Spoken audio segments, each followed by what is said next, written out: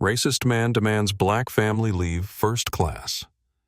Pilot turns the plane around just for him.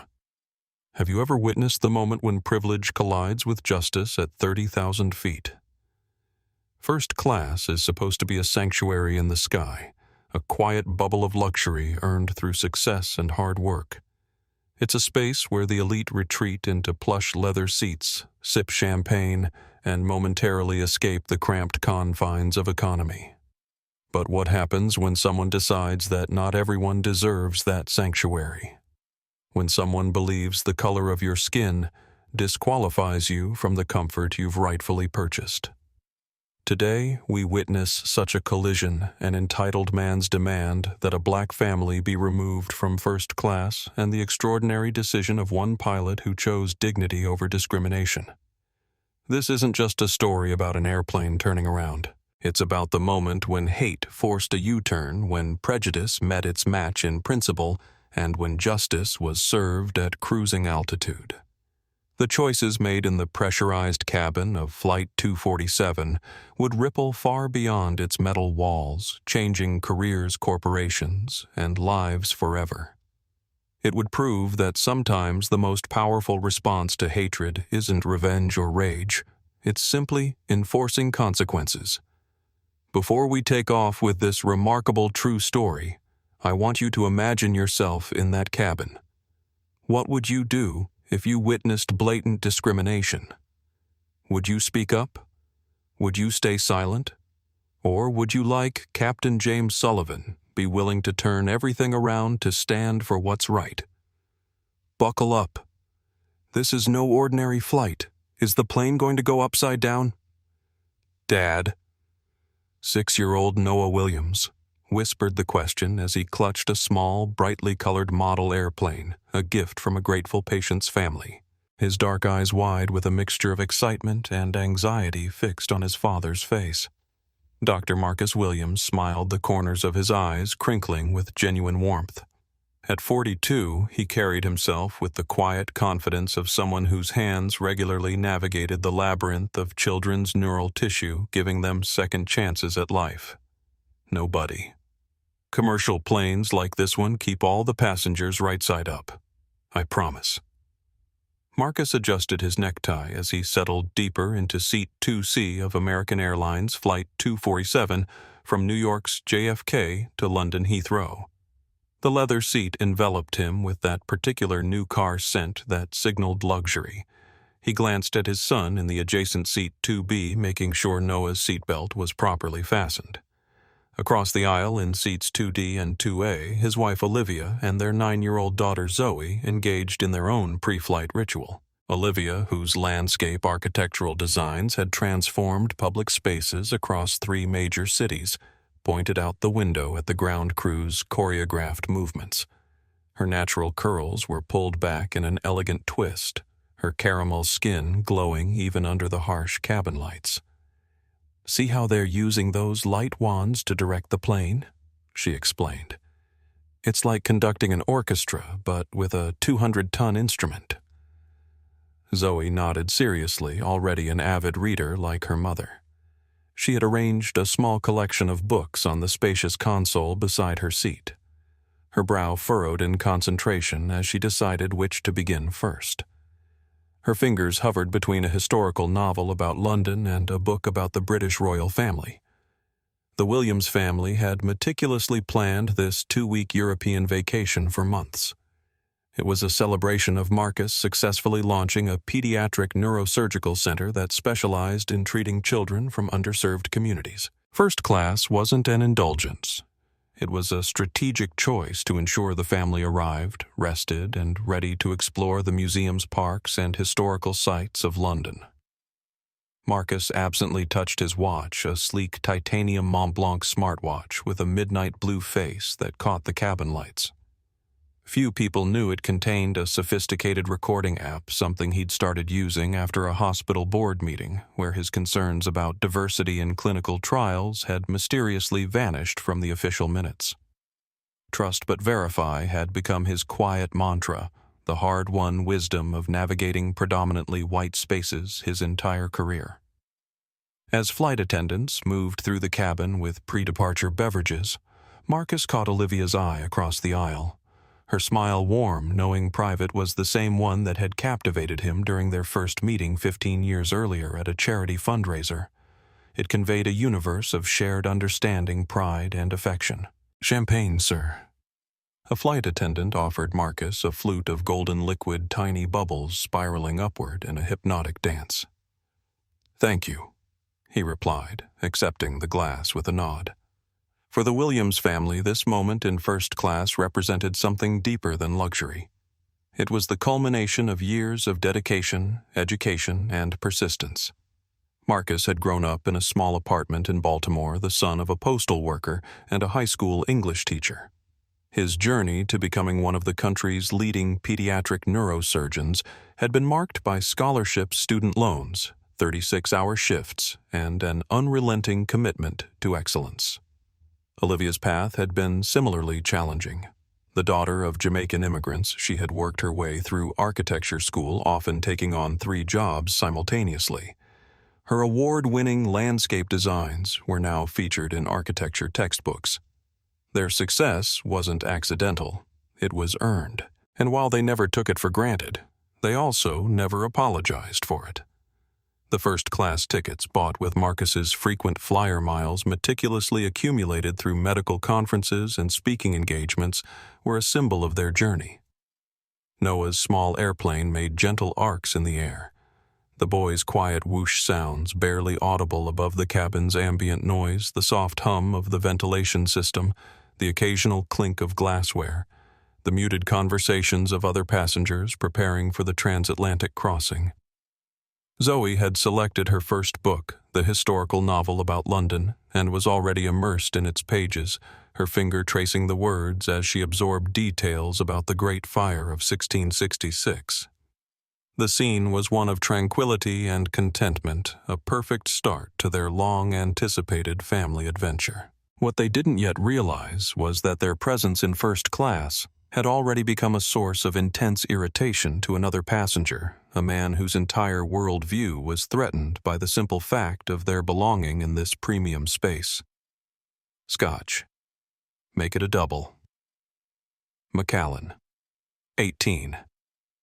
Not the cheap stuff.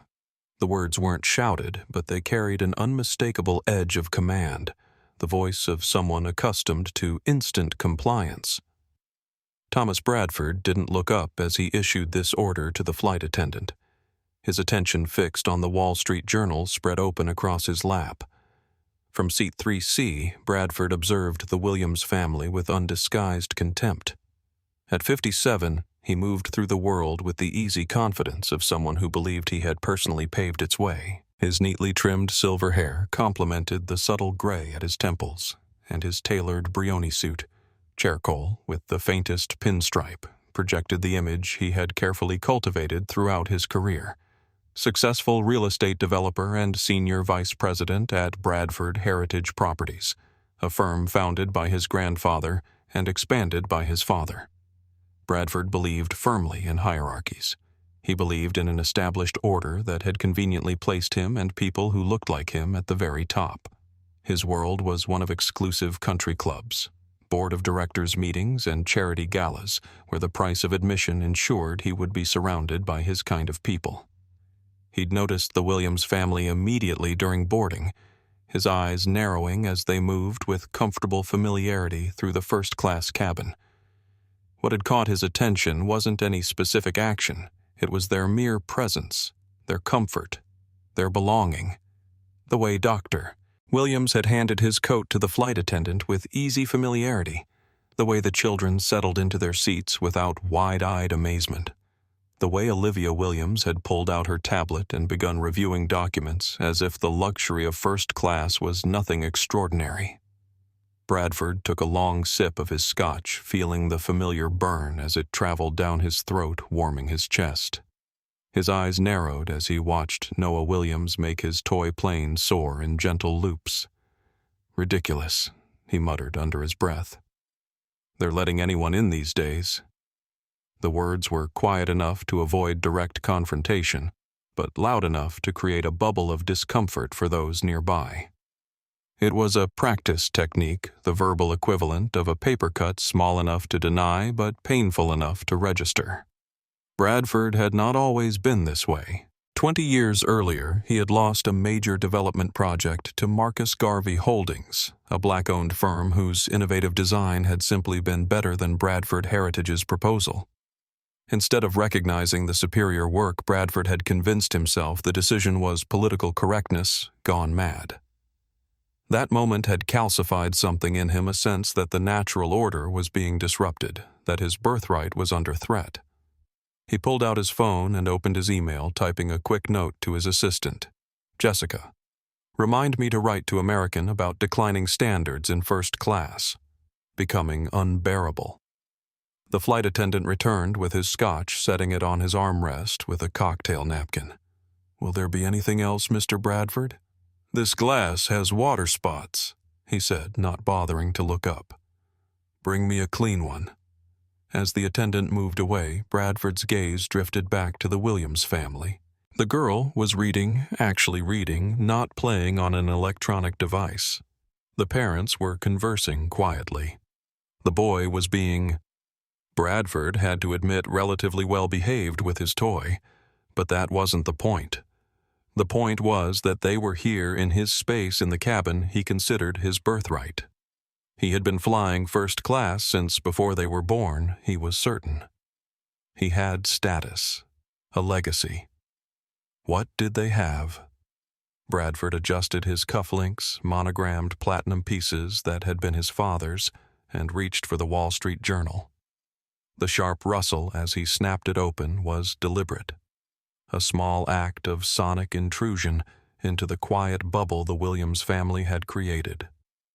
A notification lit up his phone, a message from Jackson Reynolds, CEO of Reynolds Innovation Group, confirming their meeting in London the following morning. The acquisition deal Bradford had been orchestrating for over a year was finally coming to fruition. A deal worth 9 figures, a deal that would cement his position at the company, perhaps even propel him to CEO when his cousin Alexandra eventually stepped down. Bradford smiled tightly. By this time tomorrow he would be signing papers in Reynolds's London office, overseeing the absorption of a company that would add hundreds of millions to Bradford Heritage's portfolio. This trip wasn't just business, it was his crowning achievement. He glanced again at the Williams family, his irritation momentarily subdued by thoughts of his impending triumph. Let them have their little vacation, he thought. He had bigger concerns, the kind that changed balance sheets and shaped skylines. Little did Bradford know that the true shape of his future was being determined not in a London boardroom, but right here in the first-class cabin of Flight 247. Checking oxygen flow, normal. Hydraulic pressure, stable.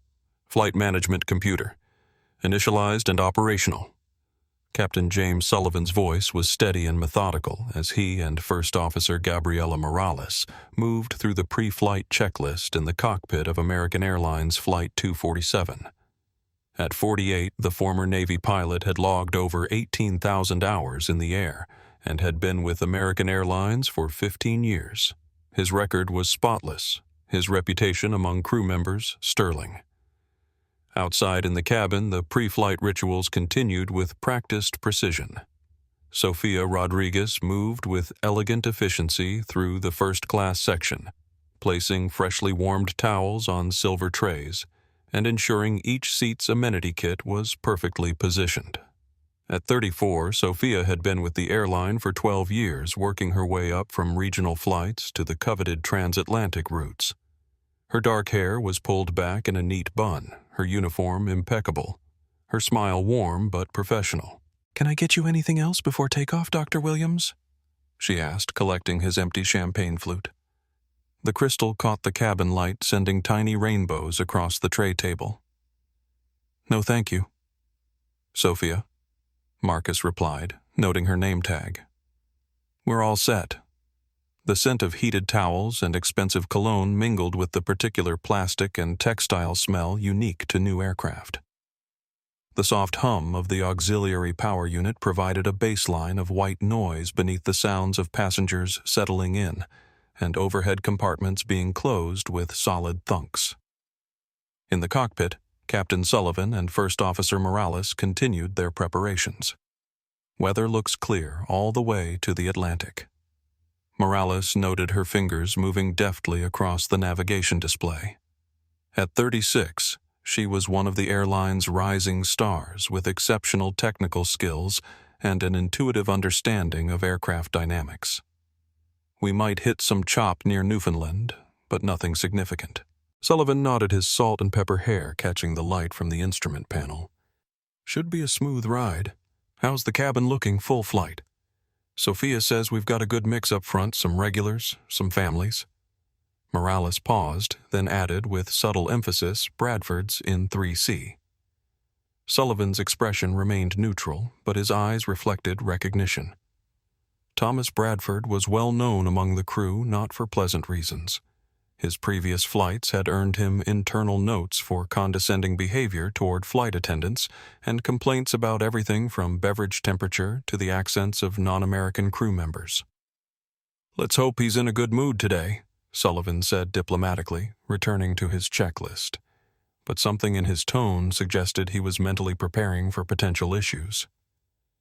Back in the cabin, the remaining first-class passengers settled in.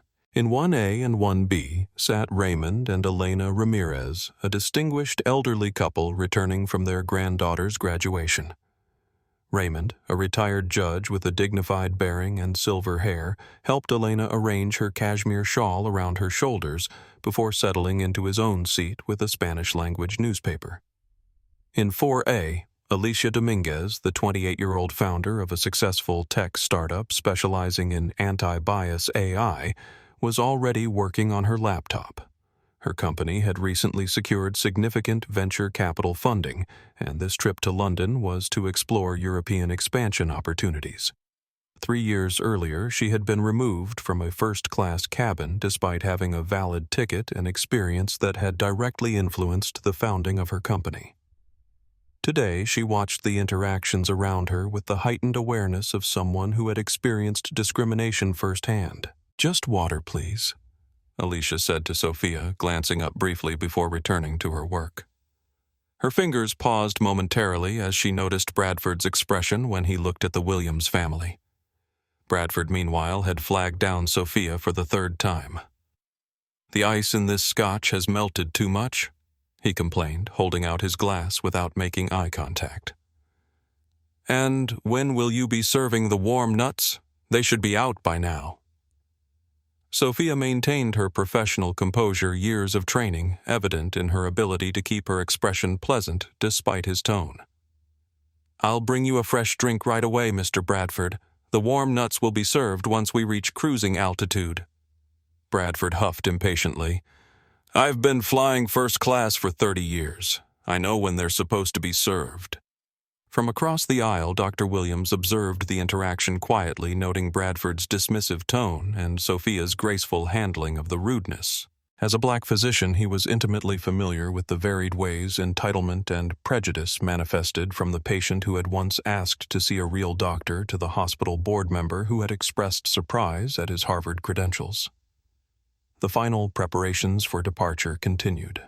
The jet bridge disconnected, the cabin door closed with a definitive thunk, and the safety demonstration began.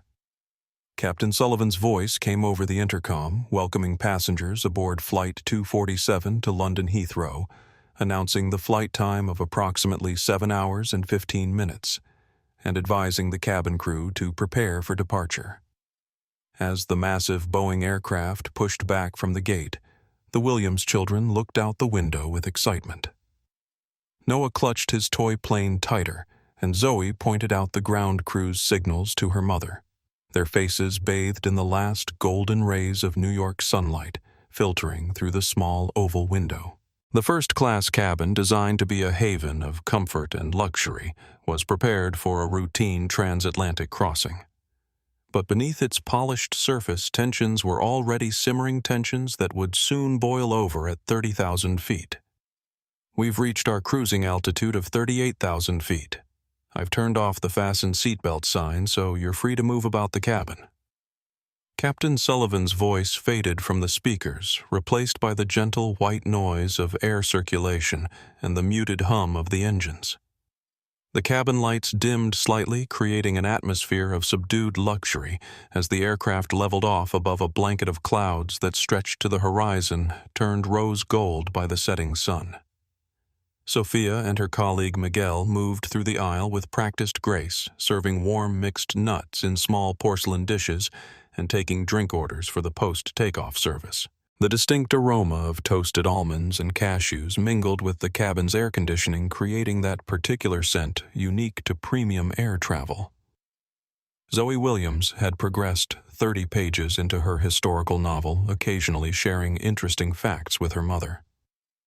"Mom," she whispered, leaning across the aisle, "did you know that during the Great Fire of London in 1666, they used gunpowder to blow up houses to create fire breaks?" Olivia smiled at her daughter's enthusiasm, the corners of her eyes crinkling. "I did know that. When we visit St. Paul's Cathedral, you'll see how the city was rebuilt afterward. Sir Christopher Wren designed it with a dome that looks like it's floating." Zoe's eyes widened with excitement. "Can we climb up to the top? All 528 steps?" Olivia promised, reaching across to squeeze her daughter's hand. Across the aisle, Noah was coloring in his aviation-themed activity book, his toy plane carefully positioned on his tray table as if overseeing his work. Marcus had reclined his seat slightly and was reviewing patient files on his tablet preparation for a presentation he would be giving at a medical conference after their family vacation portion concluded. The blue light of the screen illuminated his focused expression, highlighting the sharp intelligence in his eyes. In 3C, Thomas Bradford was documenting his displeasure. Using the airline's onboard Wi-Fi, he had already sent 3 emails to his assistant, one complaining about the delayed pushback from the gate 2 minutes behind schedule, another about the temperature in the cabin too warm, and a third expressing his frustration with the deteriorating exclusivity of the first-class experience. He had also begun composing a formal complaint to American Airlines Customer Service Department, meticulously noting each perceived deficiency. His current target was the Williams family. "Family with small children allowed in first class," he typed, his fingers stabbing at the screen with unnecessary force. "Disruptive presence. Children not controlled properly. Constant movement and noise making rest impossible." The irony that Noah and Zoe were among the most well-behaved children ever to grace the first-class cabin was lost on Bradford. His perception was filtered through a lens of entitlement and prejudice that transformed their very existence into an offense. In the cockpit, First Officer Gabriela Morales was performing routine checks while Captain Sullivan reviewed their flight path across the Atlantic. "We should hit some light chop near Newfoundland," Sullivan noted, his finger tracing the projected route on the navigation display. "Nothing significant, but might want to give the cabin crew a heads up." Morales nodded, making a note. "I'll let Sophia know. By the way, did you hear anything more about that new protocol they're rolling out? The one for handling on-board conflicts?" Sullivan's eyes remained on the instruments, but his expression became more thoughtful. "Passenger Dignity Protocol. It's still in the pilot phase, no pun intended. Basically gives captains clearer guidelines for dealing with discrimination incidents. I was part of the working group that developed it after that incident on the Dallas flight last year, the one where the passenger refused to sit next to the Muslim family. That's the one." Sullivan checked a gauge before continuing. "Airlines are finally acknowledging that these incidents are increasing. The protocol establishes a framework for response, everything from reseating passengers to diversion decisions." Morales looked thoughtful, tucking a strand of dark hair behind her ear. "Good. It's about time we had clearer guidance on this." Back in the cabin, Sophia was serving Bradford his requested snack, a cheese plate that he had specified should come with exactly 2 extra water crackers and no fruit. "Here you are, Mr. Bradford," she said, placing the plate on his tray table with precision. Bradford examined it with a critical eye, the overhead lighting glinting off his designer glasses as he leaned forward. "The cheese is cut too thick," he complained, not bothering to lower his voice. "And there's fruit on this plate. I specifically said no fruit." I apologize, Mr. Bradford. Let me fix that for you right away. Sophia's voice remained professional, though the smile no longer reached her eyes. As Sophia took the plate back, Bradford's gaze drifted to the Williams family again. His irritation, which had been simmering since boarding, was beginning to crystallize into something harder and more directed. Every laugh, every exchange between the family members, every moment of their obvious comfort in the first-class cabin seemed to personally diminish him. The pressure differential between the cabin and the outside atmosphere created a subtle tension, a physical manifestation of the social pressure building within the confined space. Outside, the last traces of sunlight disappeared below the horizon, plunging the aircraft into the liminality of night flight, a metal tube suspended between worlds, between time zones, between social realities that were about to collide. "Watch this." Dad Noah Williams' excited whisper carried the unmistakable enthusiasm of childhood. His small hands guided the colorful model airplane in gentle figure eights above his tray table, complete with quiet sound effects. The boy's imagination transformed the cramped confines of the aircraft into vast blue skies, where his toy soared with unlimited freedom. Marcus looked up from his tablet, the patient file temporarily forgotten as he watched his son's creative play. The blue medical diagrams on the screen contrasted with the warm amber cabin lighting that cast everything in a soft golden glow. "That's some expert flying." Noah Marcus said, his tired eyes crinkling with genuine pleasure. After 80-hour work weeks of concentration on millimeter-precise surgical movements, these moments with his son felt like pure luxury. The flight had been underway for about 45 minutes. The seatbelt sign had been off for some time, allowing passengers to settle into their routines for the long journey. The distinctive scent of the dinner service being prepared wafted from the galley seared beef-roasted vegetables and freshly baked bread. Noah continued his play, keeping his movements small and his sound effects barely audible, a testament to his parents' careful teaching about considerate behavior in public spaces. But as he leaned slightly to extend his plane's flight path, his small water bottle, which had been placed at the edge of his tray table, tipped over. The sealed plastic bottle tumbled from the tray, bounced once on the premium carpet with a soft thud, and rolled with surprising momentum down the slight incline of the cabin. Its journey ended when it came to rest against the polished leather of Thomas Bradford's Italian loafer. The reaction was immediate and wildly disproportionate. Bradford jerked his foot back as if the harmless water bottle were a venomous snake, his entire body tensing in exaggerated alarm. The sudden motion caused his scotch to slosh in its crystal tumbler, sending a few drops onto the French cuff of his crisp white shirt. "For God's sake," Bradford exclaimed, his voice slicing through the cabin's quiet ambiance. The volume was deliberately loud, designed to draw attention and establish the moment as a significant disruption rather than the minor incident it actually was. Marcus immediately recognized the situation's potential to escalate. With the practiced calm of a surgeon who had faced countless high-pressure scenarios, brain bleeds, tumor complications, coding patients. He unbuckled his seatbelt and leaned forward slightly. "I apologize about that," he said, his voice even and genuinely apologetic. "Noah, can you please retrieve your water bottle?" Noah, startled by Bradford's explosive reaction, nodded quickly. "Yes, Dad." He carefully slipped out of his seat and approached to pick up the bottle, adding a small, sincere, "Sorry, sir." But Bradford wasn't interested in a 6-year-old's apology or a swift resolution. His face had darkened with indignation, a vein visibly pulsing at his temple. His posture had become rigid with affronted dignity, as if the water bottle were a personal attack rather than an accident. "You should keep your children under control," he said, looking directly at Marcus, his voice cold and dismissive. "This isn't a playground." The comment hung in the air between them, weighted with subtext. It wasn't about the water bottle. It was about belonging, about who had the right to occupy this space and who didn't. Sophia, alert to the developing tension, moved smoothly toward their section. Behind her, Miguel discreetly pressed the interphone button, activating the Protocol 27 alert, the cabin crew's internal code for a potential discrimination incident that might require monitoring. His dark eyes met Sophia's briefly, a silent communication based on years of working together.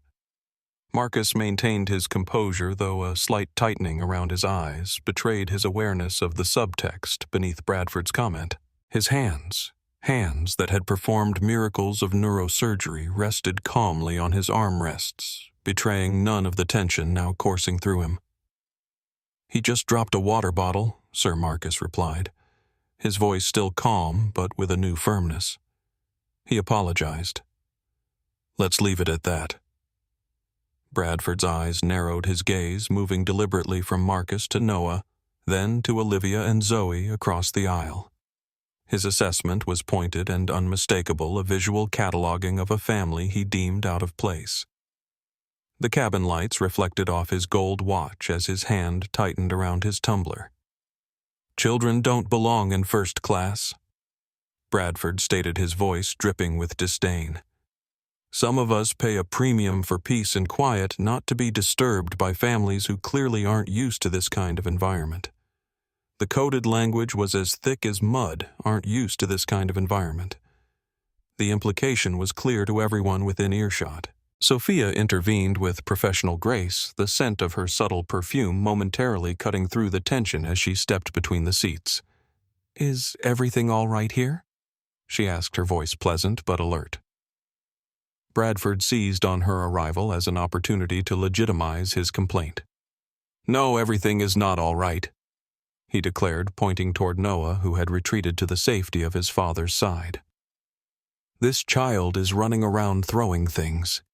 It's completely unacceptable. I paid for a first-class ticket, which is supposed to mean a first-class experience."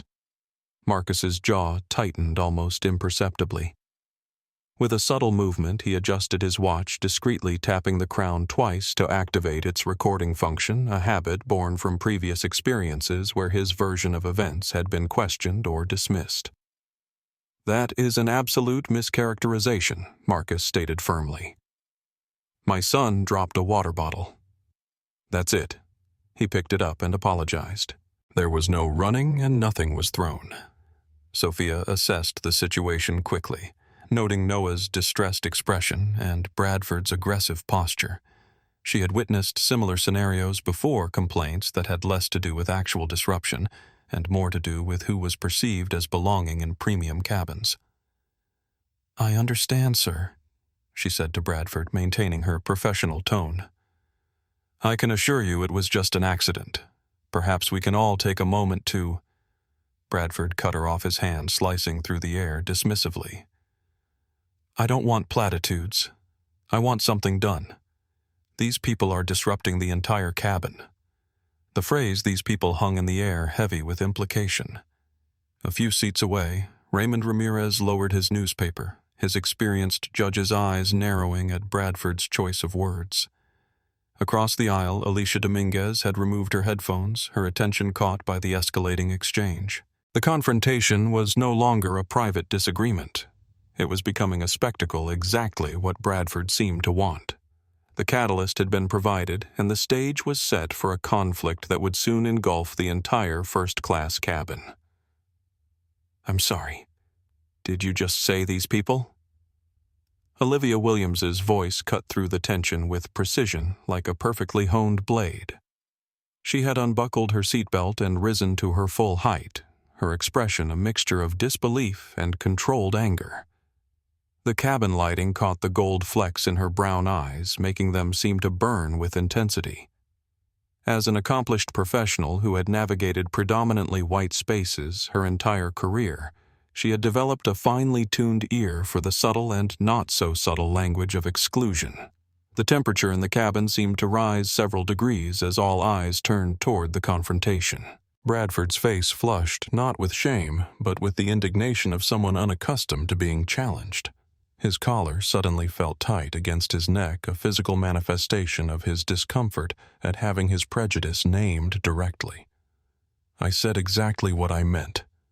He snapped, droplets of saliva flying from his lips. This is a premium cabin with standards. Your child is disruptive, and you're defending it instead of controlling him." Marcus had also stood now, positioning himself slightly in front of Noah in a protective stance. His height, 6'2", suddenly became apparent as he straightened to his full stature. Though his expression remained composed, his eyes had hardened to obsidian, reflecting none of the cabin light. "My son dropped a water bottle," Marcus stated, his voice measured but carrying an unmistakable undertone of authority that had silenced many a hospital boardroom. He apologized. "The only person disrupting this cabin right now is you with your disproportionate reaction and thinly veiled comments." Bradford's face contorted with outrage, the muscles in his neck standing out like cords. "How dare you? I am a Platinum Executive Medallion member. I've flown over 2 million miles with this airline. I know my rights." The statement hung absurdly in the air, as if frequent flyer status conferred special permission for bigotry. From nearby, the distinct sound of a phone camera shutter clicked softly. Sophia stepped between them, her professional training kicking in as she attempted to de-escalate the situation. The scent of her perfume, subtle notes of vanilla and jasmine briefly cut through the increasingly tense atmosphere. "Gentlemen, please," she said, raising her hands slightly in a calming gesture. "Let's keep our voices down for the comfort of all passengers." But Bradford wasn't interested in de-escalation. He was building towards something, each exchange fueling his righteous indignation. "I want to speak to the purser. Now. This is unacceptable." Across the aisle, Zoe Williams had shrunk into her seat. Her book clutched to her chest, eyes wide as she watched the adults' confrontation. The historical novel about the Great Fire of London lay forgotten as she witnessed a very different kind of burning. Elena Ramirez, noticing the child's distress, offered a reassuring smile from her seat, a small gesture of solidarity that bridged the space between them. Meanwhile, Alicia Dominguez had subtly positioned her phone on her armrest, its camera lens capturing the unfolding scene. Her finger hovered over the upload button, hesitant but ready. The cabin air felt electric, charged with tension that seemed to crackle between the confronting parties. Sir Sophia addressed Bradford, her voice maintaining its professional calm despite the flush spreading across her cheeks. "I am the purser for this cabin. I can assure you that no policies have been violated. Dr. Williams and his family have every right to be here with their confirmed first-class tickets." Bradford's expression darkened at the mention of Marcus's title. "Doctor," he scoffed the word, dripping with skepticism. "And what kind of doctor would that be?" The question was laden with assumptions, a subtle attempt to undermine the Williams family's legitimacy in the first-class cabin by questioning Marcus's professional credentials. "I'm a pediatric neurosurgeon," Marcus replied evenly, the slight accent on certain syllables revealing traces of his Baltimore upbringing. "Though I fail to see how my profession is relevant to your complaint about a dropped water bottle." Bradford's demeanor shifted slightly, the information momentarily disrupting his narrative. A flicker of uncertainty crossed his features before his entitlement reasserted itself. "Well, doctor, you should know better than to let your children run wild in a confined space." "My children are not running wild," Marcus stated, his patience visibly wearing thin despite his controlled tone. "They have been quieter and more considerate than many adults I've encountered on flights. Including you at this moment." Bradford's face flushed a deeper red, the color extending to the tips of his ears. Small beads of sweat had formed along his hairline despite the cabin's cool temperature. "Are you calling me inconsiderate? This is harassment." The irony of his accusation was not lost on anyone witnessing the exchange. Miguel had returned and was standing near Sophia, both of them carefully monitoring the situation while maintaining professional expressions. "No one is harassing you, sir." "Sophia," interjected the subtle strain in her voice, betraying the effort it took to remain professional. "But I do need to ask everyone to lower their voices and return to their seats." Bradford wasn't finished. He pointed a finger directly at Marcus, the digit trembling slightly with the force of his emotion. I paid extra for this cabin specifically to avoid disruptions like your family. People who clearly aren't accustomed to first-class etiquette shouldn't be here." The statement hung in the air, its implication unmistakable. The cabin had grown so quiet that the subtle hum of the aircraft's engines seemed suddenly loud by comparison. Raymond Ramirez cleared his throat loudly, the sound disrupting the tense silence. "Young man," he addressed Bradford, his voice carrying the gravitas of his years on the bench. "I believe your comments are bordering on inappropriate. The only disruption I've witnessed is coming from your seat." Bradford's head snapped toward Ramirez, his expression betraying surprise at this new front in a battle he'd assumed was contained. "This doesn't concern you." "Civility always concerns me," Ramirez replied calmly, folding his newspaper with deliberate precision. The gold of his wedding band caught the light as he set the paper aside. The cabin had grown unnaturally quiet. Other first-class passengers were now openly watching the confrontation, their expressions ranging from discomfort to disgust, most of it directed at Bradford. Olivia placed a hand on her husband's arm, a gesture of support rather than restraint. The diamond in her wedding ring sparkled under the cabin lights. "Marcus," she said quietly, "this isn't worth our energy." But Bradford seized on her comment, his lips curling into a sneer. "Yes, Marcus," he mimicked with exaggerated inflection. "Listen to your wife. Take your family and move to where you belong." The phrase "where you belong" echoed in the cabin, its meaning crystal clear to everyone present. The overhead reading lights seemed to intensify, spotlighting the confrontation as if on a stage. In row 4, Alicia Dominguez had begun typing rapidly on her phone. The hashtag had first-class racism appearing in her draft social media post alongside the video she'd captured. Her fingers moved with purpose, her face set in determined lines. The confrontation had transcended a simple dispute about a water bottle. It had become something far uglier, a public display of prejudice at 38,000 feet with witnesses' recordings and no easy escape for anyone involved. "I've had enough of this farce."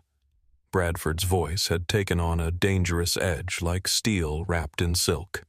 He stood abruptly, his napkin falling to the floor as he rose to his full height. The motion sent his scotch tumbling amber liquid splashing across his tray table and dripping onto the carpet below. "I demand that you move this family to economy, where they won't disturb the premium passengers who actually belong here." The statement was so explicitly offensive that it seemed to suspend the normal flow of time and social convention. The ambient sounds of the aircraft, the gentle hum of engines, the subtle whoosh of air circulation seemed to fade momentarily as passengers processed Bradford's audacious demand.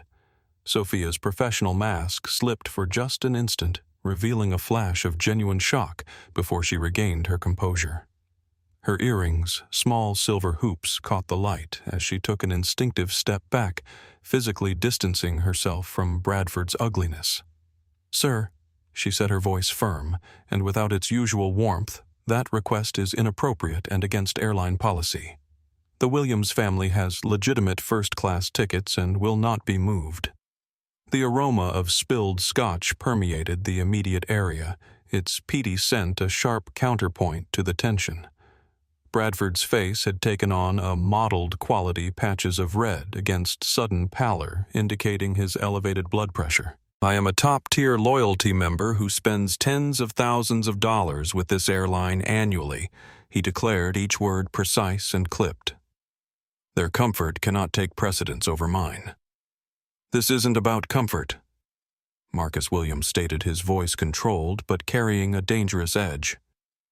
"This is about your belief that we don't belong here because of how we look." Bradford scoffed theatrically, his hands gesturing wildly. "Don't play the race card. This is about behavior and standards."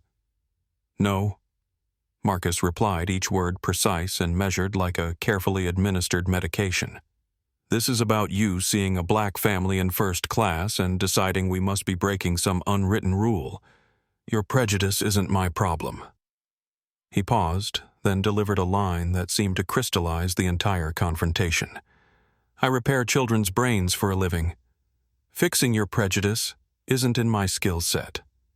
A few seats away, Alicia Dominguez mouthed, "Damn," silently as she continued recording. This moment, this perfect crystallization of dignified resistance was exactly why she had kept her camera rolling. Bradford wasn't deterred. If anything, being directly confronted about his prejudice only fueled his indignation. "This is outrageous. I will not be accused of... I have colleagues who are... This is absolutely..." He sputtered, unable to complete any of his defensive statements. The taste of bile rose in his throat, bitter and acidic, as his carefully constructed self-image collided with the reality of his behavior. But rather than prompting reflection, this discomfort only intensified his anger. Sir Sophia interjected her stance, now more assertive, as she positioned herself slightly between Bradford and the Williams family. "I'm going to have to ask you to lower your voice and return to your seat. You're disturbing the entire cabin. I will not sit down." Bradford nearly shouted, his voice cracking slightly on the final word. "I paid for peace and quiet. I paid to be surrounded by a certain caliber of passenger. I want the captain involved immediately." Demanding the captain was the nuclear option. It was a line that once crossed could not be uncrossed. Every flight attendant knew this. The cockpit was sacrosanct. The captain's authority was absolute. Bradford, in his arrogance, was trying to weaponize it. Miguel, who had been standing nearby, made eye contact with Sophia and gave a slight nod. The situation had escalated beyond cabin crew management. He stepped away to contact the cockpit, his movements quick and purposeful. Olivia Williams had moved to stand protectively near Zoe, who was watching the confrontation with wide, worried eyes. The girl's small fingers had creased the pages of her book, a physical manifestation of her anxiety.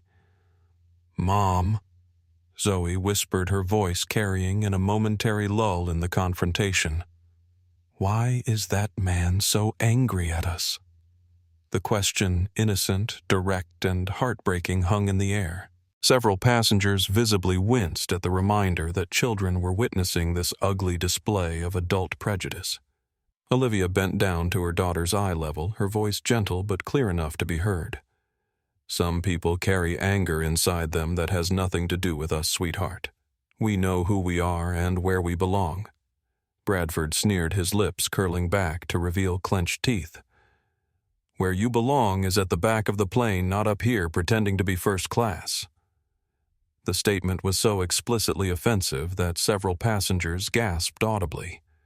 Raymond Ramirez muttered something that sounded like disgraceful, while his wife Elena crossed herself, reflexively, gold crucifix glinting at her neck. Marcus's expression hardened to granite, but his voice remained steady, resonating with the authority that had guided surgical teams through life and death operations. "My family and I will remain exactly where we are, where our tickets entitle us to be. Your opinion on the matter is irrelevant. We'll see about that," Bradford retorted, his voice dangerous. "I'm not the one who'll be removed from this flight." The threat hung in the air, explicit and unmistakable. Bradford truly believed he had the power to have the Williams family ejected from the premium cabin or from the flight entirely simply because he deemed them unworthy of sharing his space. Sophia stepped closer to Miguel as he returned from the interphone. "Status," she asked quietly, the word barely audible. "Code Delta initiated," he replied in an undertone. "Captain is aware." Sophia nodded once, understanding the significance. Code Delta, the discrimination emergency protocol had been activated. The situation had officially escalated beyond cabin crew management. It was now a flight deck issue, a potential security concern that required the captain's direct involvement and decision-making. The confrontation had reached a critical juncture. Bradford stood in the aisle, red-faced and quivering with self-righteous anger. The Williams family remained composed but unwavering. And throughout the first-class cabin, passengers and crew watched with the collective understanding that they were witnessing something that would extend far beyond this flight. something with consequences that would reverberate long after they touched down in London. The air feels different now. Elena Ramirez whispered these words to her husband, her fingers interlacing with his. It wasn't just a figure of speech. The cabin atmosphere had physically changed. The recycled air seemed thicker, harder to breathe, as if the tension had altered its molecular structure. "Would everyone please return to their seats?" Sophia requested, her voice carrying quiet authority. "The captain has been informed of the situation and is reviewing appropriate responses." The overhead lights reflected off the polished surfaces of the cabin, the gleaming wood veneer, the brushed metal accents, the crystal glassware, creating an environment that should have signaled luxury and calm, but now felt like a pressure cooker with no release valve. Most passengers had abandoned any pretense of not watching the confrontation. Tablets and books lay forgotten on tray tables. Headphones had been removed. Everyone was now a witness to the ugliness that had erupted in their midst, the privileged bubble of first-class travel, irrevocably punctured by the reality of prejudice. Bradford remained standing, though he had moved slightly back toward his seat. His breathing was rapid and shallow, his face flushed with the peculiar combination of self-righteousness and embarrassment that often accompanies public displays of prejudice. Small beads of sweat had formed along his hairline despite the cabin's controlled temperature. "This is still America," he muttered, just loudly enough to be heard. "I have rights as a customer." The words echoed hollowly in the confined space, revealing the poverty of his worldview, one that confused purchasing power with permission to demean others. From 1B, Elena Ramirez spoke up, her voice carrying the slight accent of her native Colombia, but commanding attention nonetheless. Her silver hair caught the cabin light as she turned toward Bradford. "Sir, as someone who became an American citizen 40 years ago, let me assure you the right to humiliate a family because of their race is not among the freedoms this country promises." The gold crucifix at her neck caught the light as she spoke, lending her words an almost spiritual authority. Her husband Raymond nodded in agreement, the gesture subtle but deliberate. "In my 30 years on the bench," he added, his judicial voice carrying without being raised, "I saw many who confused privilege with rights. They are not the same." Bradford's head swiveled toward the elderly couple, his expression darkening further at finding another source of opposition rather than the alliance he clearly expected. The veins in his neck stood out prominently as he struggled to maintain his position.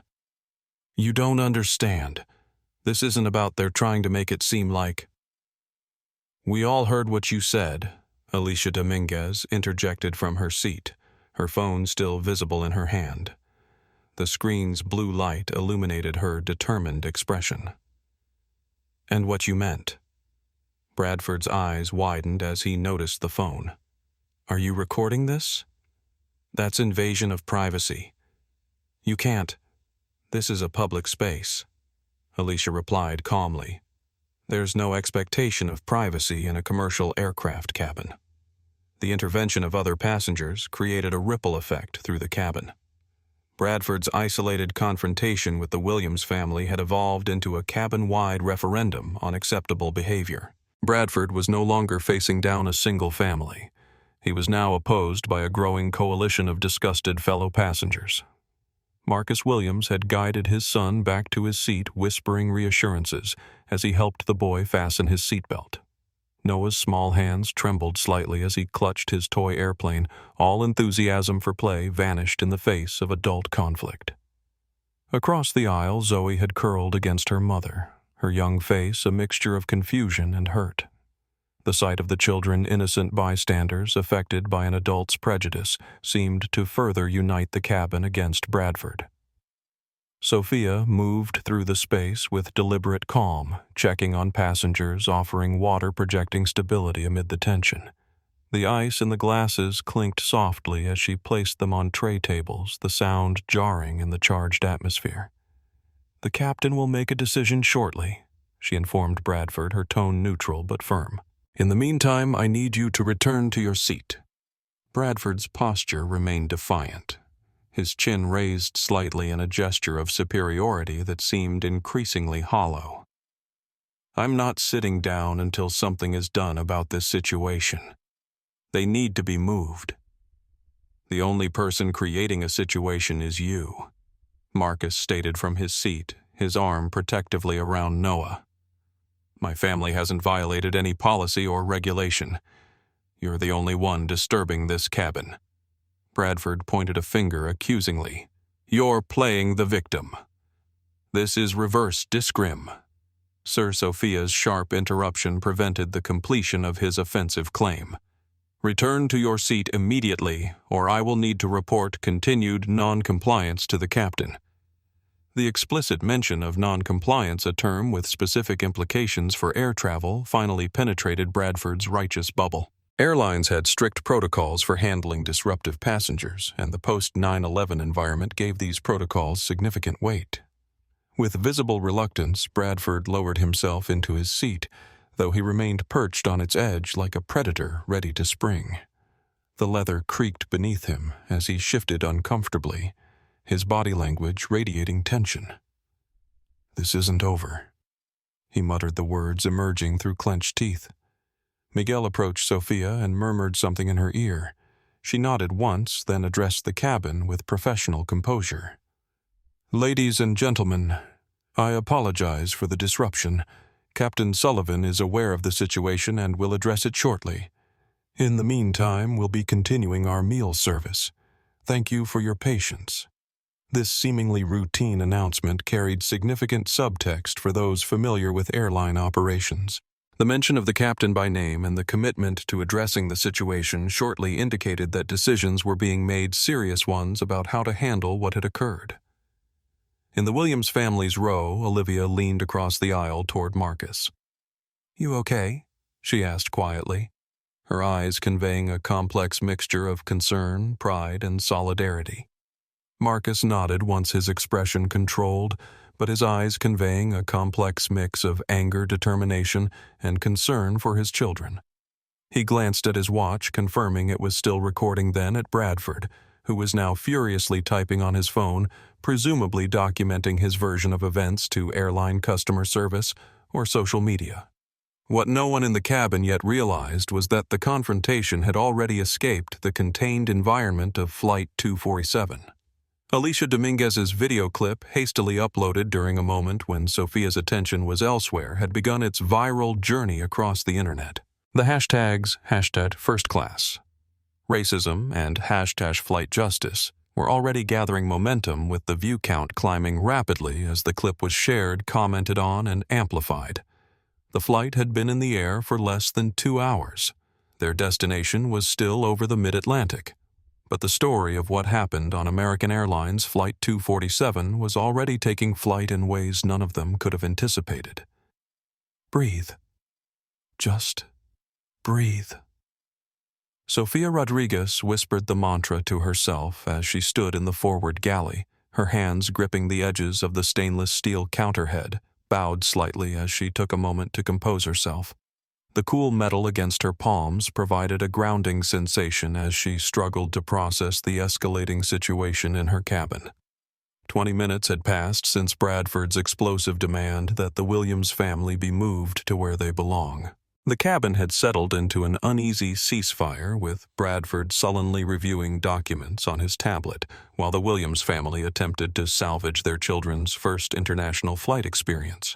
The galley offered a momentary refuge a few square feet where Sophia could drop her professional mask for just seconds before returning to the fray.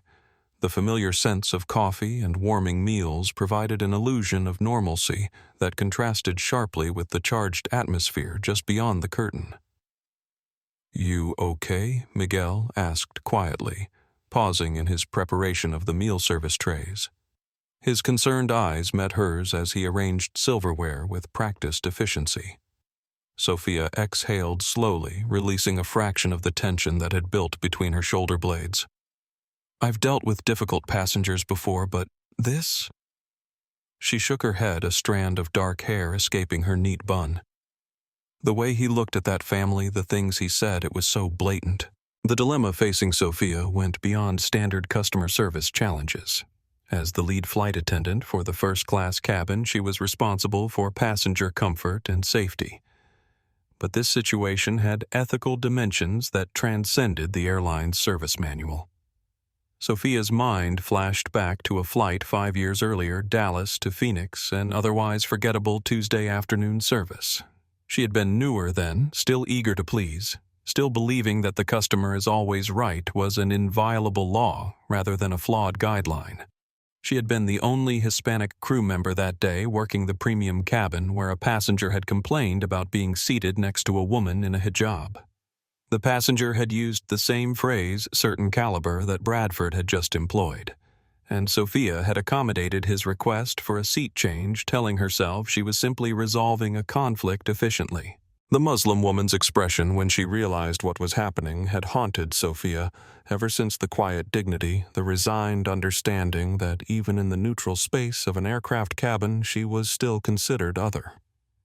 What had made it worse was the realization as the flight progressed that several passengers assumed Sophia had made the decision because she shared the man's prejudices. Her uniform hadn't shielded her from being grouped with the bigot rather than his target.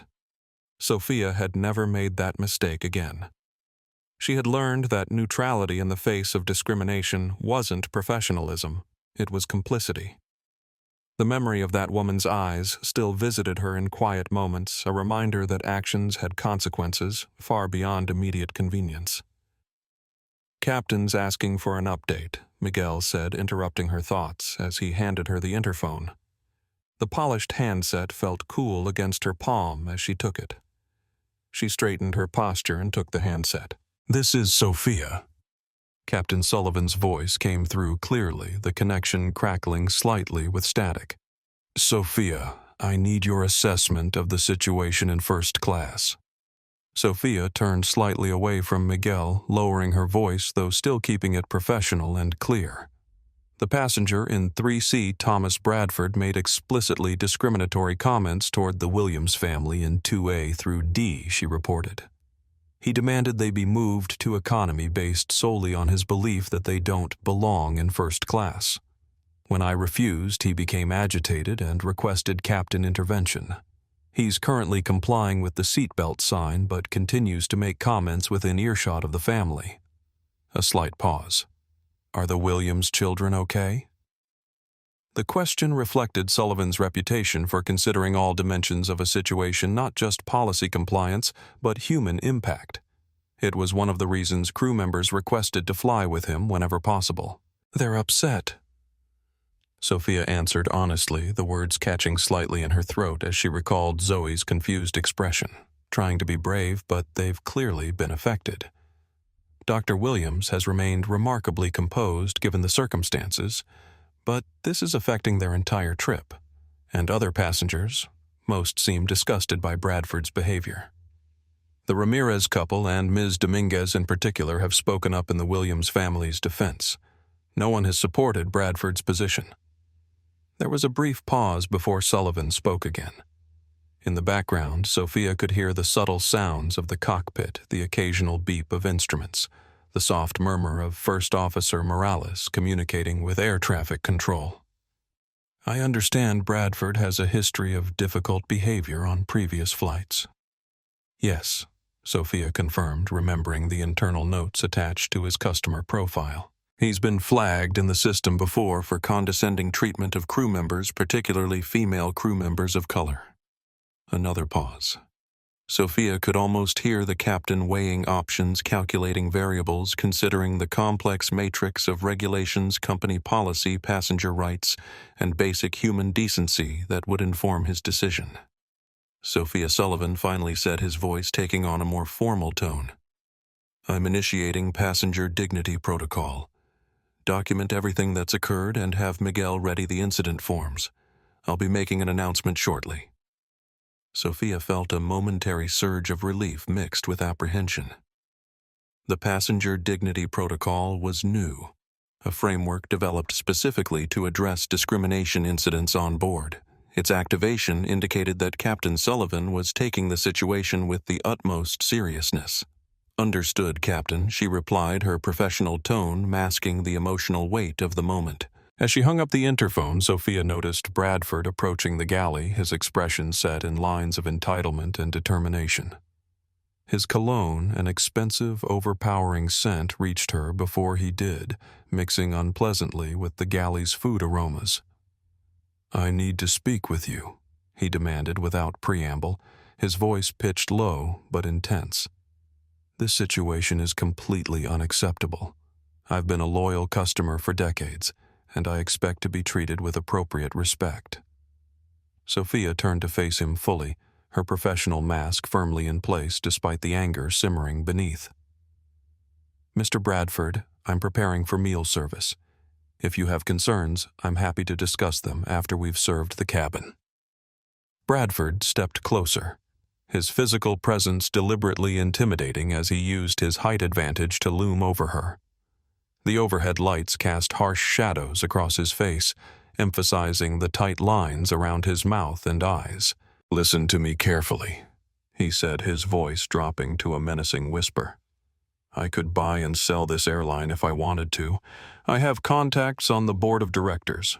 One call from me and you'll be serving drinks on regional puddle jumpers for the rest of your career. Now, are you going to address my complaints about that family, or do I need to escalate this further?" The threat was explicit and personal, his breath hot against her face as he invaded her personal space. Sophia felt a flash of anger quickly suppressed by years of training. She had worked too hard, overcome too many obstacles to be intimidated by another entitled passenger, wielding his status like a weapon. "Mr. Bradford," she replied, her voice steady despite the rapid beating of her heart threatening a crew member is a violation of federal aviation regulations. "I need you to return to your seat immediately." Bradford's face darkened, a vein pulsing visibly at his temple. The galley lights reflected off his designer glasses as he leaned even close enough that she could see the individual pores on his nose. "You're making a serious mistake," he hissed, spittle flecking his lips. "When we land in London, I'll be filing a formal complaint about your unprofessional conduct and obvious bias. You can say goodbye to your job." As he turned to stalk back to his seat, Sophia made a decision that transcended procedure and entered the realm of moral clarity. She reached for the interphone again and pressed the direct line to the cockpit, the plastic cool against her suddenly sweaty palm. "Captain," she said. When Sullivan answered, her voice controlled but urgent. "Bradford just approached me in the galley and made explicit threats about my employment if I don't accede to his demands. He mentioned having contacts on the board of directors and implied he could have me fired." Sullivan's response was immediate and resolute, the static on the line doing nothing to diminish the steel in his voice. "Understood. That crosses another line. We're moving to phase 2 of the protocol. Stand by." As Sophia replaced the handset, she felt a curious sense of calm descend. The galley lights seemed brighter, suddenly the edges of counters and equipment sharper and more defined. In choosing dignity over appeasement, justice over convenience, she had aligned herself with values deeper than customer satisfaction metrics or job security. Whatever happened next, she knew she had made the right decision, not just as a flight attendant, but as a human being witnessing injustice and refusing to be complicit in it. The weight of that Muslim woman's resigned gaze from 5 years ago seemed to lift slightly from her conscience. The aircraft continued its steady progress across the Atlantic, the gentle vibration of the engines a constant reminder of movement forward. But the currents of consequence set in motion by Bradford's prejudice and Sophia's principles were about to change its course in ways none of them had anticipated. A captain's authority ends where human dignity begins. The words had been spoken by James Sullivan's flight instructor 26 years earlier during his naval aviation training. They had stayed with him throughout his career, a guiding principle that informed his approach to command. Sullivan. The single word spoken with quiet authority into the cockpit interphone conveyed both identity and command. Captain James Sullivan listened intently as Sophia described Bradford's threatening behavior in the galley, his jaw tightening almost imperceptibly as she relayed the passenger's attempt to intimidate her with claims of board connections. The cockpit was a sanctuary of controlled sound, the gentle hum of avionics, the occasional burst of radio communication, the subtle clicks and whirs of automated systems doing their work. Outside the windscreen, the vast Atlantic stretched beneath them, its darkness broken only by the distant lights of another aircraft passing far below a brief constellation in the void. At 48, Sullivan embodied a particular type of leadership, one forged in naval aviation, tempered by thousands of hours commanding commercial aircraft, and defined by an unwavering commitment to what he privately termed the right thing over the easy thing. His record at American Airlines was spotless, his technical skills exemplary, but it was his moral compass that had earned him the deepest respect among crew members. Sullivan had joined the Navy straight out of high school, driven by a combination of patriotism and a desire to escape the limited horizons of his small Pennsylvania hometown. The son of a steelworker and a nurse, he had grown up understanding both the dignity of labor and the importance of service. He had expected to serve a standard enlistment. Instead, he discovered both a natural aptitude for aviation and a purpose that would shape his life. 15 years, 2 combat deployments, and countless flight hours later, he transitioned to commercial aviation, bringing with him the Navy's exacting standards and clear ethical framework. His philosophy of leadership had been shaped by a formative experience early in his naval career. During a training exercise, Sullivan had witnessed a superior officer berate a junior enlisted sailor for a minor infraction using racist language in the process. While other officers looked away uncomfortably, Sullivan had stepped forward, risking his own career to intervene. "That man is wearing the same uniform as you and me, sir," he had said to the stunned officer. "He deserves to be corrected properly, not demeaned." The incident had nearly derailed Sullivan's promising career, but a fair-minded commanding officer had recognized the moral courage it represented. The experience taught him that leadership wasn't about rank or authority, it was about moral courage and the willingness to stand for what's right, even at personal cost. This principle had guided his approach to the captain's chair at American Airlines. Sullivan viewed the aircraft as more than a vessel of transportation. It was a temporary community under his stewardship, one where every passenger and crew member deserved equal dignity and protection. He had faced similar situations before. 3 years earlier, on a flight from Chicago to San Francisco, a visibly intoxicated business-class passenger had made inappropriate advances toward a female flight attendant, escalating to verbal abuse when rejected. Sullivan had diverted to Denver, where the passenger was removed by airport police. The diversion had cost the airline thousands of dollars and disrupted hundreds of passengers' schedules, but Sullivan never questioned his decision. Safety, including psychological safety, was non-negotiable. More recently, he had been involved in developing the airline's new Passenger Dignity Protocol, a framework created specifically to address the increasing incidence of discrimination on board. Sullivan had advocated forcefully for clear guidelines that empowered captains to take decisive action, rather than forcing crews to tolerate abuse in the name of customer satisfaction.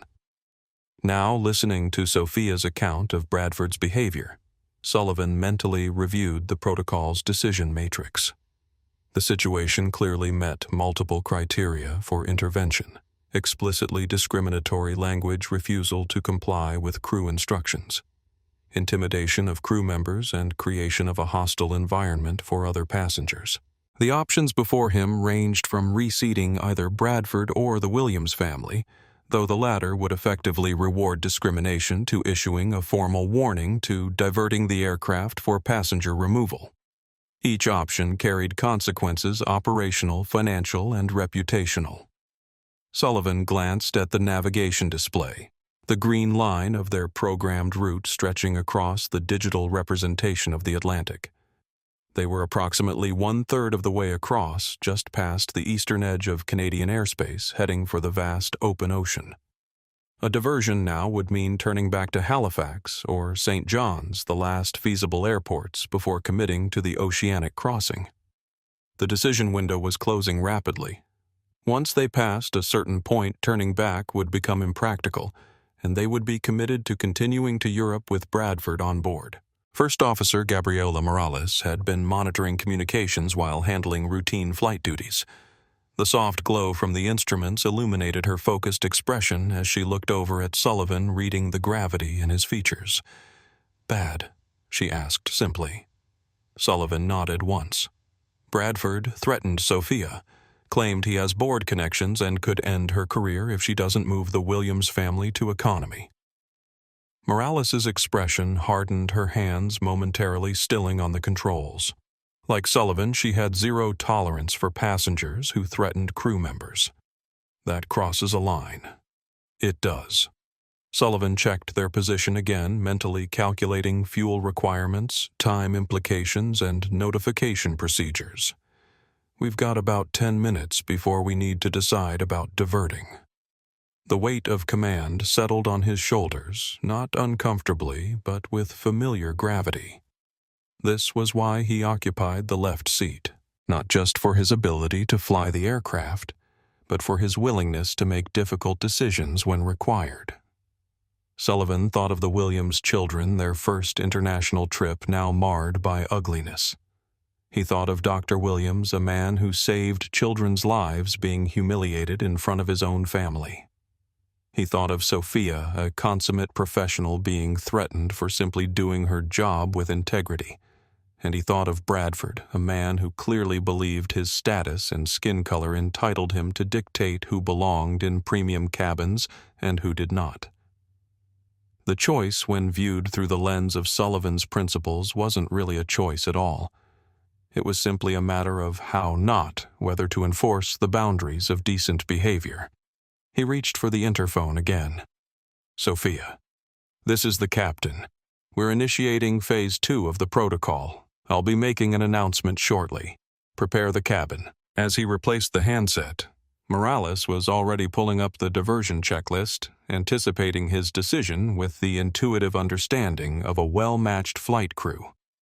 Sullivan nodded his appreciation for her professionalism, then began the process that would turn a routine transatlantic flight into a powerful statement about dignity, consequences, and the true meaning of first class. "What's our fuel situation if we divert to Halifax?" Captain Sullivan's question cut through the cockpit's ambient sounds, the subtle whir of circulation fans, the occasional ping of automated systems, the gentle hum of the massive engines that kept them suspended between continents. Outside, stars punctuated the vast darkness above, while moonlight silvered the cloud tops far below.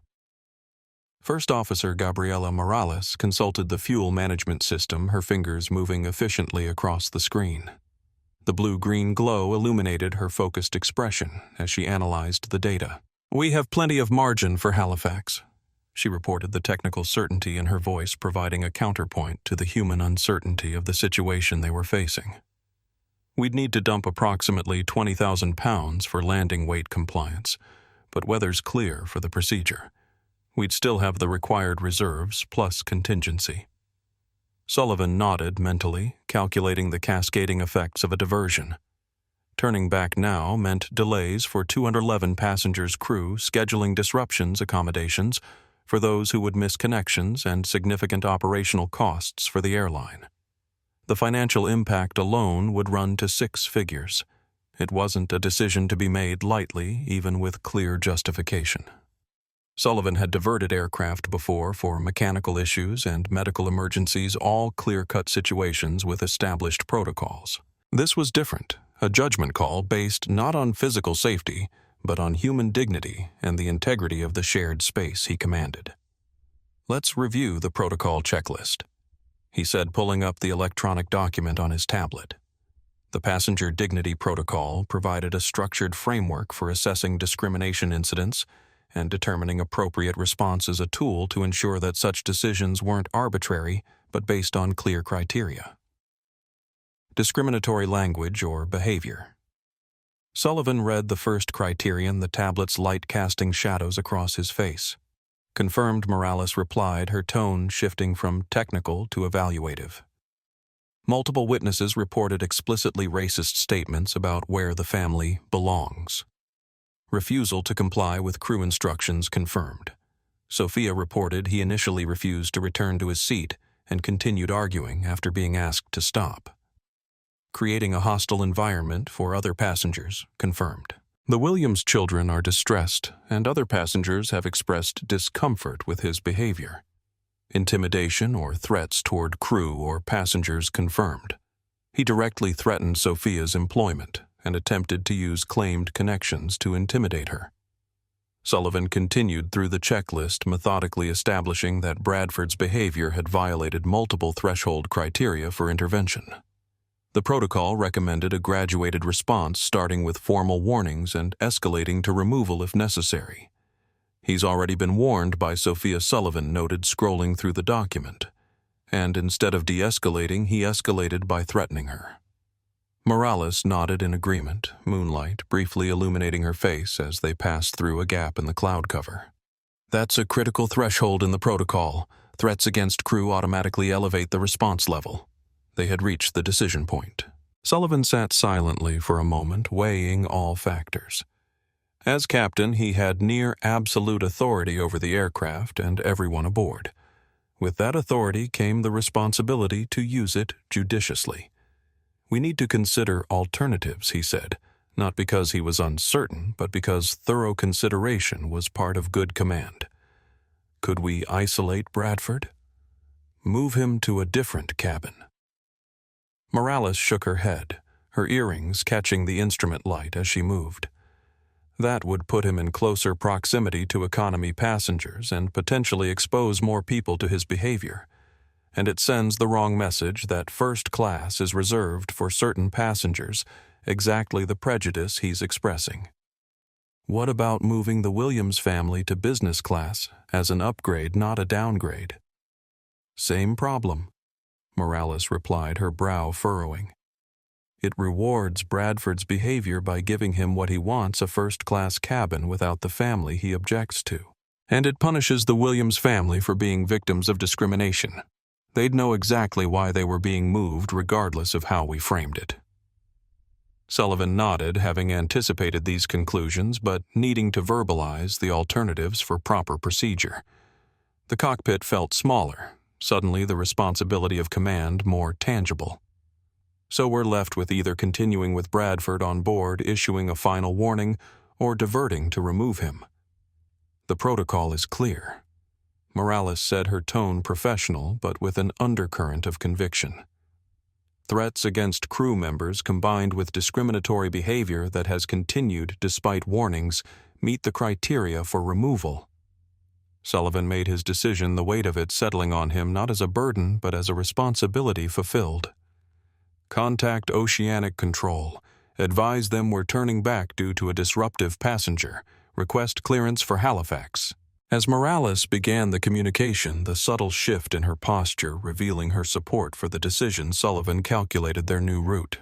The diversion would add approximately 3 hours to the journey for the remaining passengers, assuming they could get prompt refueling and clearance for continuation to London after Bradford's removal. Oceanic Control confirms, Morales reported after completing the radio exchange. We're cleared to reverse course for Halifax. They're coordinating with Canadian authorities for security presence upon arrival. Sullivan adjusted their heading, the massive aircraft responding to his commands with graceful precision as it began a wide turn back toward the North American continent. The physical act of turning the plane around seemed to underscore the moral imperative of his decision. Sometimes moving forward meant going back to address what was wrong. We should brief the rest of the crew before I make the passenger announcement, Sullivan said, reaching for the interphone. They'll need to be prepared for Bradford's reaction. It won't be pleasant. Morales nodded in agreement, her hands moving efficiently across the controls as she adjusted their flight parameters for the new heading. I'll coordinate with Sophia to ensure they're ready. As they completed the necessary preparations for the diversion, Sullivan reflected on the significance of what they were doing. This wasn't just about one disruptive passenger or one affected family. It was about establishing and enforcing boundaries of basic human dignity in a space where people of different backgrounds were temporarily bound together in the shared vulnerability of flight. The aircraft continued its turn, banking smoothly through the thin air 8 miles above the Atlantic. Below, the vast ocean stretched in endless blue-black, indifferent to the human drama unfolding above its surface. But in the contained world of Flight 247, a profound statement was being made about justice, consequences, and the true meaning of first class. Ladies and gentlemen, this is Captain James Sullivan. The captain's voice, steady, authoritative, with the subtle Pennsylvania inflection that emerged when he addressed passengers, filled the cabin. The usual background noise of conversation and entertainment systems faded as passengers registered the unusual timing of the announcement and the formal tone of Sullivan's address. I need your attention for an important update regarding our flight. In first class, the Williams family exchanged glances, tension visible in their postures despite their outward calm. Bradford straightened in his seat, a flash of triumph crossing his features, clearly assuming the announcement would favor his complaints. Due to a situation involving unacceptable passenger behavior that has escalated to threats against our crew, we are diverting to Halifax, Nova Scotia. The words landed like stones dropped in still water ripples of reaction spreading through the cabin. Bradford's expression transformed from smug anticipation to shock, his mouth opening slightly as the implications registered. We expect to land in approximately 75 minutes. Sullivan continued, his voice betraying none of the gravity of the decision he had made. Upon arrival in Halifax, security personnel will board the aircraft to remove the disruptive passenger. After refueling, we will continue our journey to London Heathrow. The silence that followed was electric. All eyes in first class turned toward Bradford, whose face had flushed a deep mottled red. The public identification was unmistakable, even without his name being specifically mentioned. I apologize for the inconvenience this will cause the majority of you who have conducted yourselves with courtesy and respect. American Airlines has zero tolerance for discriminatory behavior or threats to our crew members. The safety and dignity of all passengers and crew are our highest priorities. Sullivan's voice carried no anger, no emotion beyond professional resolve, which somehow made his words all the more powerful. Our flight attendants will provide more information as we approach Halifax. Thank you for your understanding and cooperation during this unexpected change to our journey. As the announcement concluded, the cabin erupted in a mixture of reactions. Most passengers in economy and business class, unaware of the specific incident, expressed confusion and frustration at the delay. In first class, however, the atmosphere was charged with understanding and judgment. Bradford stood abruptly, his movements jerky with rage, sweat visibly beading on his forehead despite the cabin's cool temperature. "This is outrageous," he shouted loud enough for his voice to carry throughout the first-class cabin. "You can't do this. I'm being singled out for expressing legitimate concerns about service standards." Sophia approached immediately, her expression professional but firm. "Mr. Bradford, you need to return to your seat and fasten your seatbelt. We're changing our flight path and the captain will be turning on the seatbelt sign momentarily. I demand to speak to the captain." Bradford's voice had risen to a near shout, a vein visibly pulsing at his temple. "This is discrimination against me. I have rights." From his seat, Raymond Ramirez spoke up, his judicial voice cutting through Bradford's ranting. "Young man, I suggest you comply with the flight attendant's instructions. Interfering with crew members during a flight change is a federal offense with serious consequences." Bradford's head swiveled toward Ramirez, momentarily derailed by this additional opposition. His designer glasses had slipped down his nose, requiring him to push them back up with a trembling finger. In his confusion, he failed to notice Alicia Dominguez discreetly recording his meltdown documentation that would later be viewed millions of times online. "This is a conspiracy," Bradford sputtered, small droplets of saliva flying from his lips. "You're all against me because I dared to speak up about declining standards." Dr. Marcus Williams remained seated, one arm protectively around Noah, his expression a careful mask of composure. He made brief eye contact with Sophia, a silent acknowledgement passing between them. Recognition of the justice being enacted, appreciation for the crew's decisive stand. The seatbelt sign chimed on, adding official weight to Sophia's instructions. The familiar tone seemed louder than usual in the charged atmosphere, as if the aircraft itself were emphasizing the command. "Mr. Bradford, this is your final warning. Sit down and fasten your seatbelt immediately, or I will need to report continued non-compliance to the captain." The explicit threat of further consequences finally penetrated Bradford's fury. With visible reluctance, he lowered himself into his seat, hands trembling slightly as he fastened his seatbelt. His muttering continued, but at a volume audible only to those immediately adjacent. Throughout the first-class cabin, passengers exchanged glances, some approving, others merely curious, none openly supportive of Bradford. The physical sensation of the aircraft banking into its turn back toward land seemed to underscore the dramatic reversal of fortune Bradford was experiencing. In row 2, Olivia leaned across the aisle toward Marcus. "Did they really just turn the plane around for him?" she whispered, disbelief mingling with vindication in her voice. Marcus nodded once, his expression solemn but his eyes reflecting a complex mixture of emotions: satisfaction at seeing consequences, enforced sadness that his children were witnessing such ugliness, pride in the stand being taken by the crew. "Zoe," he said quietly to his daughter, "sometimes doing the right thing means changing direction." The 9-year-old nodded, her young face serious as she absorbed the situation unfolding before her, a lesson more valuable than anything in the London museums they would eventually visit.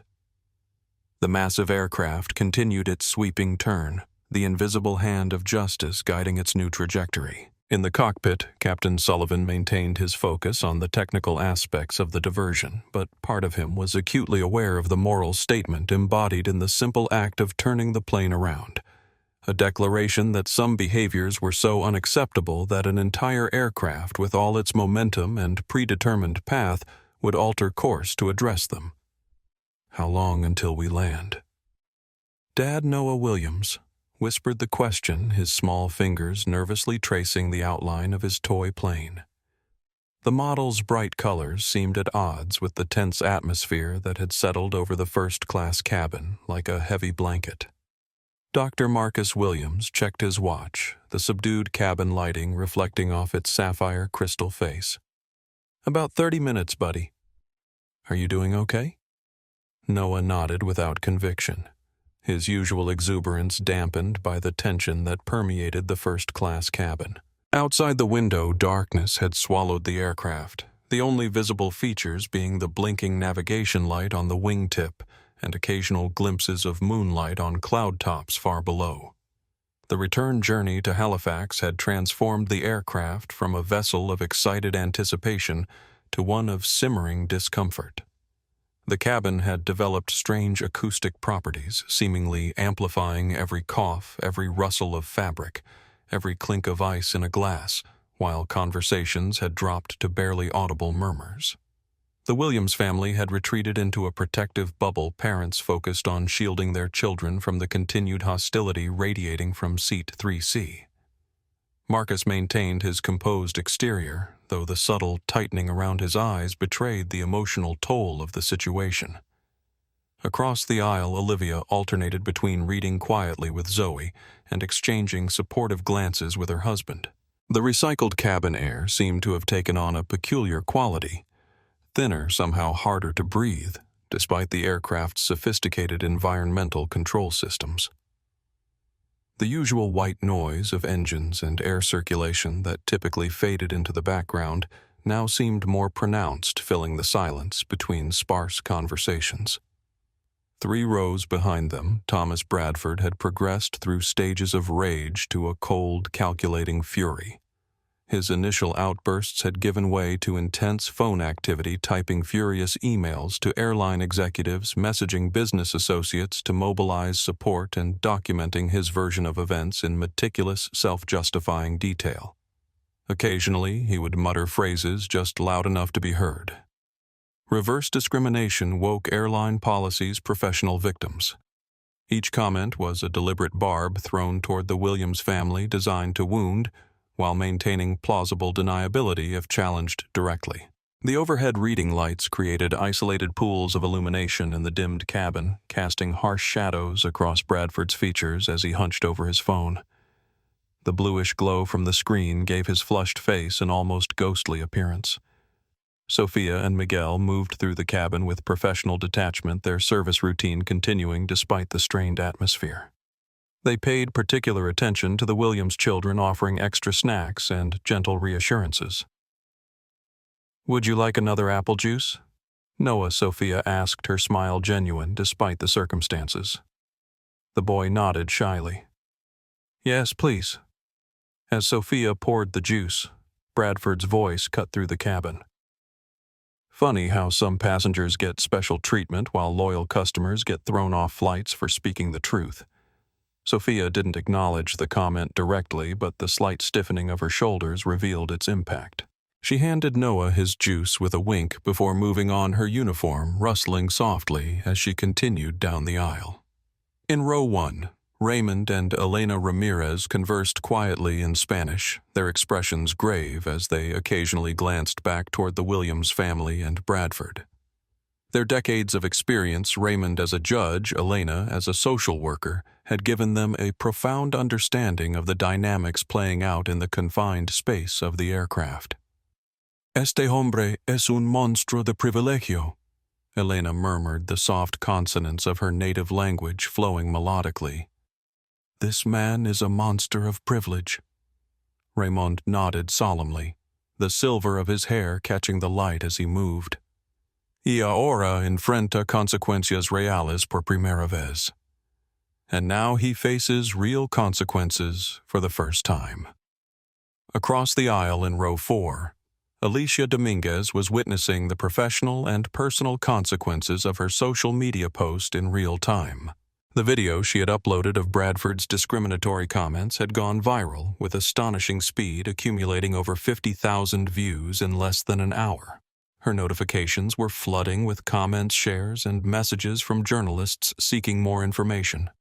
The soft buzzing of her phone continued, despite having switched it to silent mode, the device vibrating against her thigh with increasing frequency as the story spread. One message in particular caught her attention, a direct inquiry from a reporter at the Washington Post asking for details about the incident and the captain's decision to divert. The story was escaping the confines of the aircraft, taking on a life of its own in the digital sphere. Alicia's company specialized in using AI to identify and address bias. Now she was witnessing in real time how digital platforms could amplify accountability for prejudice. The tension in the cabin was almost palpable, a high-pressure system of emotions contained within the pressurized metal tube. Relief came only from the cockpit, where Captain Sullivan's calm voice occasionally provided updates on their approach to Halifax. "Ladies and gentlemen, this is Captain Sullivan. We're beginning our initial descent into Halifax Stanfield International Airport. Local weather is clear. Temperature is 62 degrees Fahrenheit. We expect to be on the ground in approximately 20 minutes. Bradford scoffed audibly at the announcement, his gold cufflinks catching the light as he gestured dismissively. "Enjoy your power trip while it lasts, Captain." He muttered, his use of air quotes around the title visible to those nearby. "We'll see who's still employed next week." From her seat, Zoe Williams watched Bradford with the unfiltered assessment of childhood. "Mom," she whispered, though not quietly enough, "why is that man so angry? We didn't do anything to him." The innocent question carried through the hushed cabin, highlighting the fundamental injustice of the situation with brutal clarity. Several passengers visibly winced at the reminder of what the Williams children were being subjected to. Olivia stroked her daughter's hair, the dark curls soft beneath her fingers. Some people carry anger inside them, sweetie. It spills out onto others who don't deserve it. It's not about us. It's about him. Bradford's face darkened further at overhearing this exchange, the color extending to the tips of his ears. Small beads of sweat had formed along his hairline despite the cabin's cool temperature. His fingers tightened around his phone until his knuckles whitened. "This is a setup," he hissed, to no one in particular, the words escaping through clenched teeth. "A complete setup to make me look like the villain." In reality, no setup had been necessary. Bradford had accomplished that entirely on his own. His prejudice exposed not by conspiracy, but by the simple presence of witnesses and recording devices in an enclosed space he couldn't control. As the aircraft began its descent toward Halifax, the passengers of Flight 247 found themselves on two distinct journeys, the physical return to land and the moral reckoning unfolding in their midst. For the Williams family, it was an unwanted detour on their vacation and a painful reminder of prejudices they could never entirely escape. For Bradford, it was the beginning of consequences that would extend far beyond this unexpected landing. The aircraft banked gently as it aligned with its approach path, the Nova Scotia coastline coming into view through the windows, a physical manifestation of the boundary being established between acceptable behavior and that which would no longer be tolerated. Halifax approach American 247 Heavy descending through 10,000 for 5,000, runway 25 in sight. Captain Sullivan's voice was steady and professional as he communicated with air traffic control, the practiced cadence of thousands of similar exchanges masking the exceptional circumstances of this particular arrival. Outside the cockpit windows, the lights of Halifax spread beneath them a constellation of human activity against the darkness of the Canadian night. In the first-class cabin, Sophia and Miguel moved efficiently through their arrival procedures, checking seatbelts and ensuring compliance with landing protocols. The professional rhythm of their actions created a veneer of normalcy that contrasted sharply with the underlying tension. "Electronic devices need to be stowed for landing, Mr. Bradford," Sophia said, pausing beside his seat. Bradford complied without comment, his earlier bravado having evaporated entirely, replaced by a rigid stillness that suggested barely contained fury. He stared straight ahead, refusing to make eye contact with crew members or fellow passengers, his jaw clenched tight enough to strain the muscles visibly. The cabin lighting had been adjusted for landing, the harsh brightness revealing details that had been softened by the dimmer cruising illumination. The tension lines around Bradford's eyes, the slight tremor in his hands, the sheen of perspiration on his forehead, despite the cabin's cool temperature. Through the window, Noah Williams spotted the flashing lights of emergency vehicles positioned near the runway standard procedure for an aircraft returning due to a security concern. The red and blue lights strobed against the darkness, creating rhythmic patterns against the night sky. "Dad, why are there so many police cars?" he asked, worry edging his voice as he pressed his small nose against the cool window. Marcus glanced out, then placed a reassuring hand on his son's shoulder. "They're just there as a precaution, buddy. Nothing to worry about." The scent of landing preparations filled the cabin, a mixture of cooling meal service equipment, the subtle antiseptic smell of the lavatories being secured, and the faint metallic tang of the hydraulic systems deploying the landing gear. Across the aisle, Olivia and Zoe were having a hushed conversation, Olivia clearly trying to frame the situation in terms her 9-year-old could process without being unnecessarily frightened. "The important thing to remember," Olivia said just loudly enough for Marcus to hear, "is that Captain Sullivan made a choice to stand up for what's right. That's something to be proud of even when it's difficult." The aircraft descended through 5,000 feet, the landing gear extending with a mechanical thunk that resonated through the cabin. The sound seemed to startle Bradford from his rigid posture. He looked around with newfound alertness, perhaps only now fully processing that the diversion and his impending removal were indeed happening. "This is insane," he muttered, his voice carrying in the quiet cabin.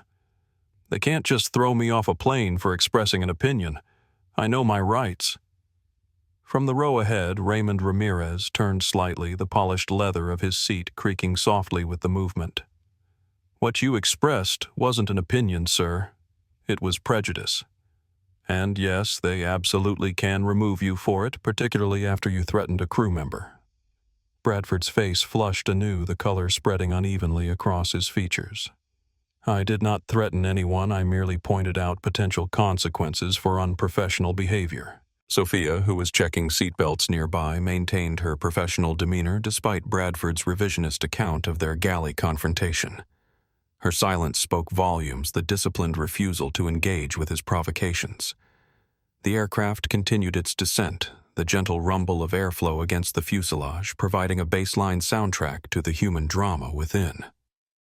Through the windows, the details of Halifax Stanfield International Airport became increasingly clear. The terminal buildings, the control tower, and the line of emergency vehicles positioned near the runway threshold. Among those vehicles was a nondescript black SUV that would carry the airport security officers tasked with removing Bradford from the flight. The legal machinery had been set in motion the moment Captain Sullivan declared a security issue procedures established post 9/11 that gave flight crews significant authority in determining who could remain aboard an aircraft. As the runway approached, Bradford's confidence in his position seemed to waver for the first time. The physical evidence of law enforcement waiting on the ground introduced a reality that his privilege and connections might not shield him from immediate consequences. His breathing quickened noticeably, his gaze darting between the approaching ground and the cabin door. The Williams family had settled into a quiet solidarity, parents positioned protectively on either side of their children. Whatever happened next, they would face it together, their dignity intact, despite Bradford's attempts to diminish them. The aircraft crossed the runway threshold, the slight decrease in engine noise signaling the final moments of flight. With practiced precision, Captain Sullivan guided the massive Boeing jet toward the center line, the main landing gear touching down with a puff of smoke and a firm chirp of rubber meeting asphalt. The reverse thrust engaged with a roar, pressing passengers gently forward in their seats as the aircraft decelerated. For most flights, this moment marked the relief of a safe arrival, the prelude to disembarking and continuing onward journeys. For Flight 247, it represented something more significant, the physical manifestation of a moral boundary, the enforcement of consequences for crossing lines of basic human decency. As the aircraft taxied toward its designated stand, Sophia made a final announcement. "Ladies and gentlemen, we have arrived at Halifax Stanfield International Airport. Please remain seated with your seatbelts fastened until the captain turns off the seatbelt sign. Security personnel will be boarding the aircraft momentarily. Your cooperation is appreciated during this process." The measured professionalism of her words contrasted with the extraordinary circumstances they described. This was no routine arrival announcement. It was the prelude to a public reckoning. The aircraft came to a complete stop. The seatbelt sign remained illuminated. And in the sudden silence following engine shutdown, the magnitude of what was about to happen settled over the first-class cabin like an invisible weight. Justice, so often delayed or denied in the face of privilege, was about to be served at an unexpected waypoint on the journey from New York to London. Welcome to Halifax Stanfield International Airport. Local time is 3:42 p.m. Sophia's announcement carried the practiced cadence of thousands of similar arrivals. The extraordinary circumstances of this particular landing cloaked in professional routine. Outside the windows, emergency vehicles had taken position near the aircraft standard protocol for an unscheduled landing involving a security concern. The massive Boeing jet had touched down with Captain Sullivan's characteristic precision, the slight bump and squeal of tires meeting Canadian soil punctuating the tense atmosphere in the cabin. A faint scent of burning rubber drifted through the ventilation system, the inevitable byproduct of an enormous aircraft suddenly transitioning from flight to ground contact. As the aircraft taxied toward its designated stand, not at a regular gate, but at a remote position designed for security situations, The reality of what was happening seemed to finally penetrate Bradford's self-righteous bubble. "This is actually happening," he muttered, his voice barely audible above the whine of the slowing engines. His fingers gripped the armrest's knuckles, white with tension, the Italian leather of his shoes tapping an unconscious, anxious rhythm on the cabin floor. Across the aisle, Alicia Dominguez was documenting the arrival discreetly, her social media updates continuing to fuel the viral spread of the incident. Her latest post landed in Halifax. Security waiting to remove #first-class-racist from flight had generated thousands of reactions within minutes, the blue glow of her phone screen illuminating her determined expression. The Williams family maintained their dignity in silence. Marcus kept a protective arm around Noah, who pressed against his father's side, still clutching his toy airplane. The boy's earlier enthusiasm had been replaced by a solemn quietness that seemed at odds with his age. Olivia whispered reassurances to Zoe, who had abandoned her book about London, her attention now fully focused on the unfolding drama. Through the oval windows, the gray Halifax afternoon provided a stark backdrop for the scene, overcast skies and the distinctly northern quality of the light emphasizing the disruption to their intended journey. The cool air that seeped in around the aircraft door's seal carried the faint scent of sea and pine, so different from the recycled atmosphere of flight. As the aircraft came to a complete stop, Sophia made another announcement, her voice maintaining its professional composure, despite the extraordinary situation.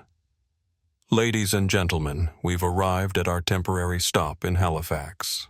We will be on the ground for approximately 1 hour for a security matter and refueling before continuing to London.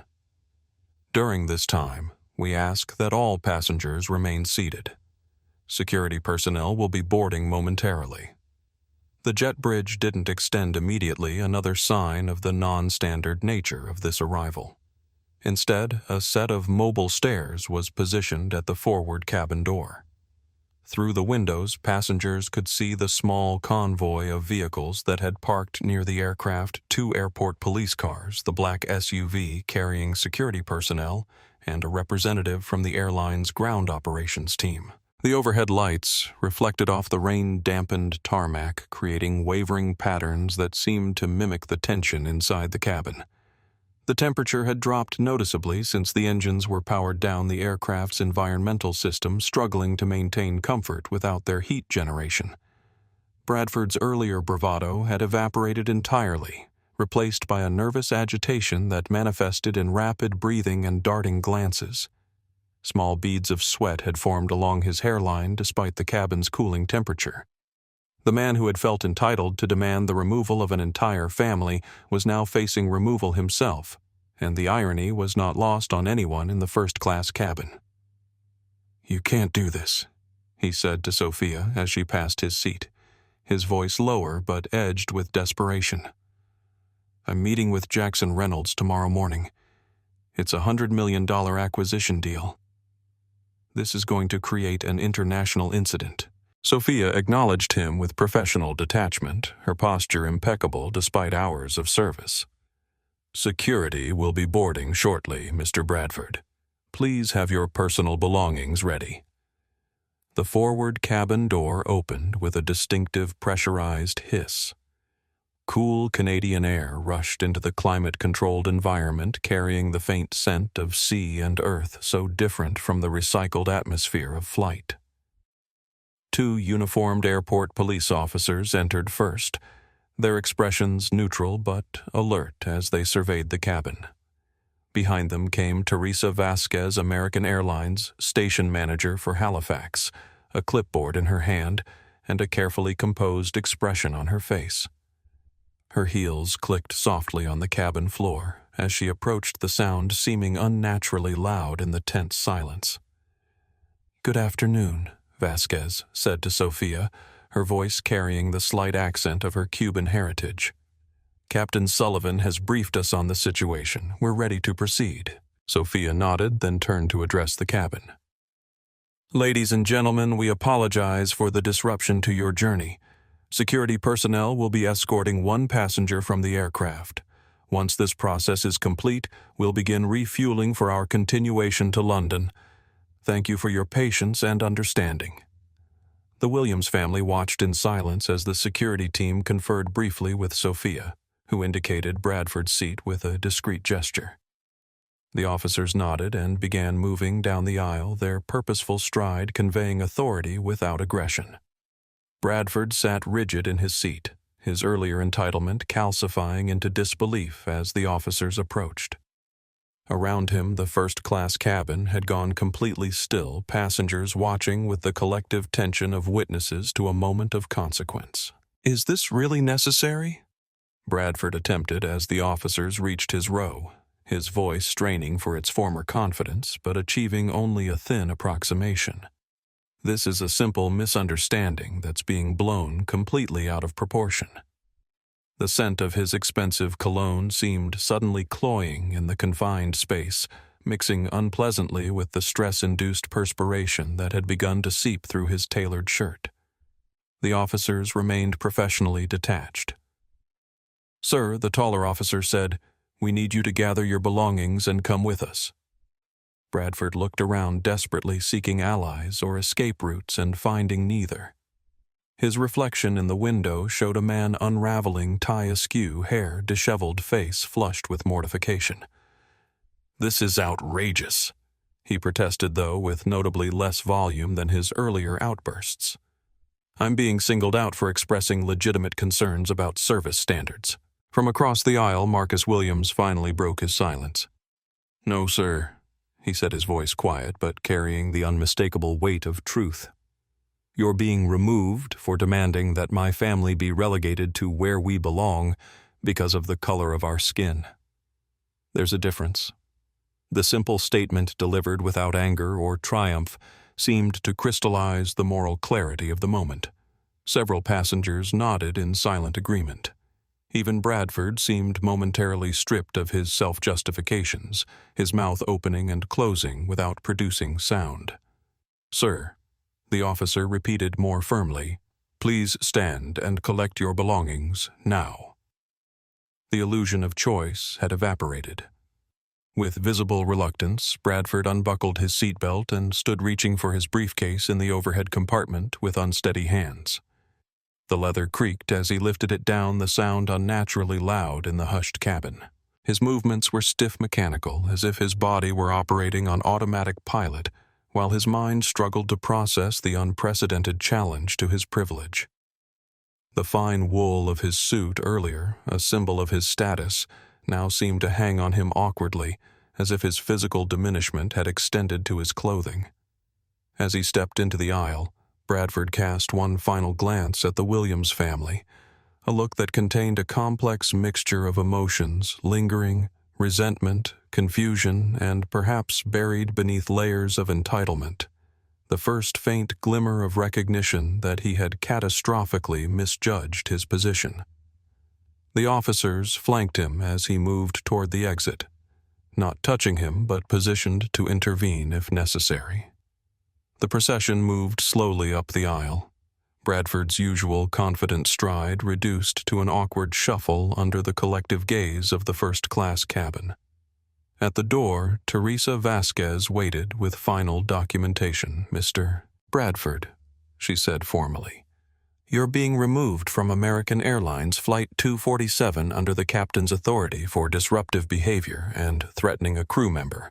Your checked luggage will continue to London. You'll need to make separate arrangements for your return travel." She handed him a printed form which he accepted with unsteady fingers. "Additionally, pending further investigation, your American Airlines frequent flyer status has been suspended, and a security alert has been placed on your customer profile." This final blow, the revocation of the status he had wielded like a weapon, seemed to physically impact Bradford. He visibly flinched, as if the paper in his hand carried an electrical charge.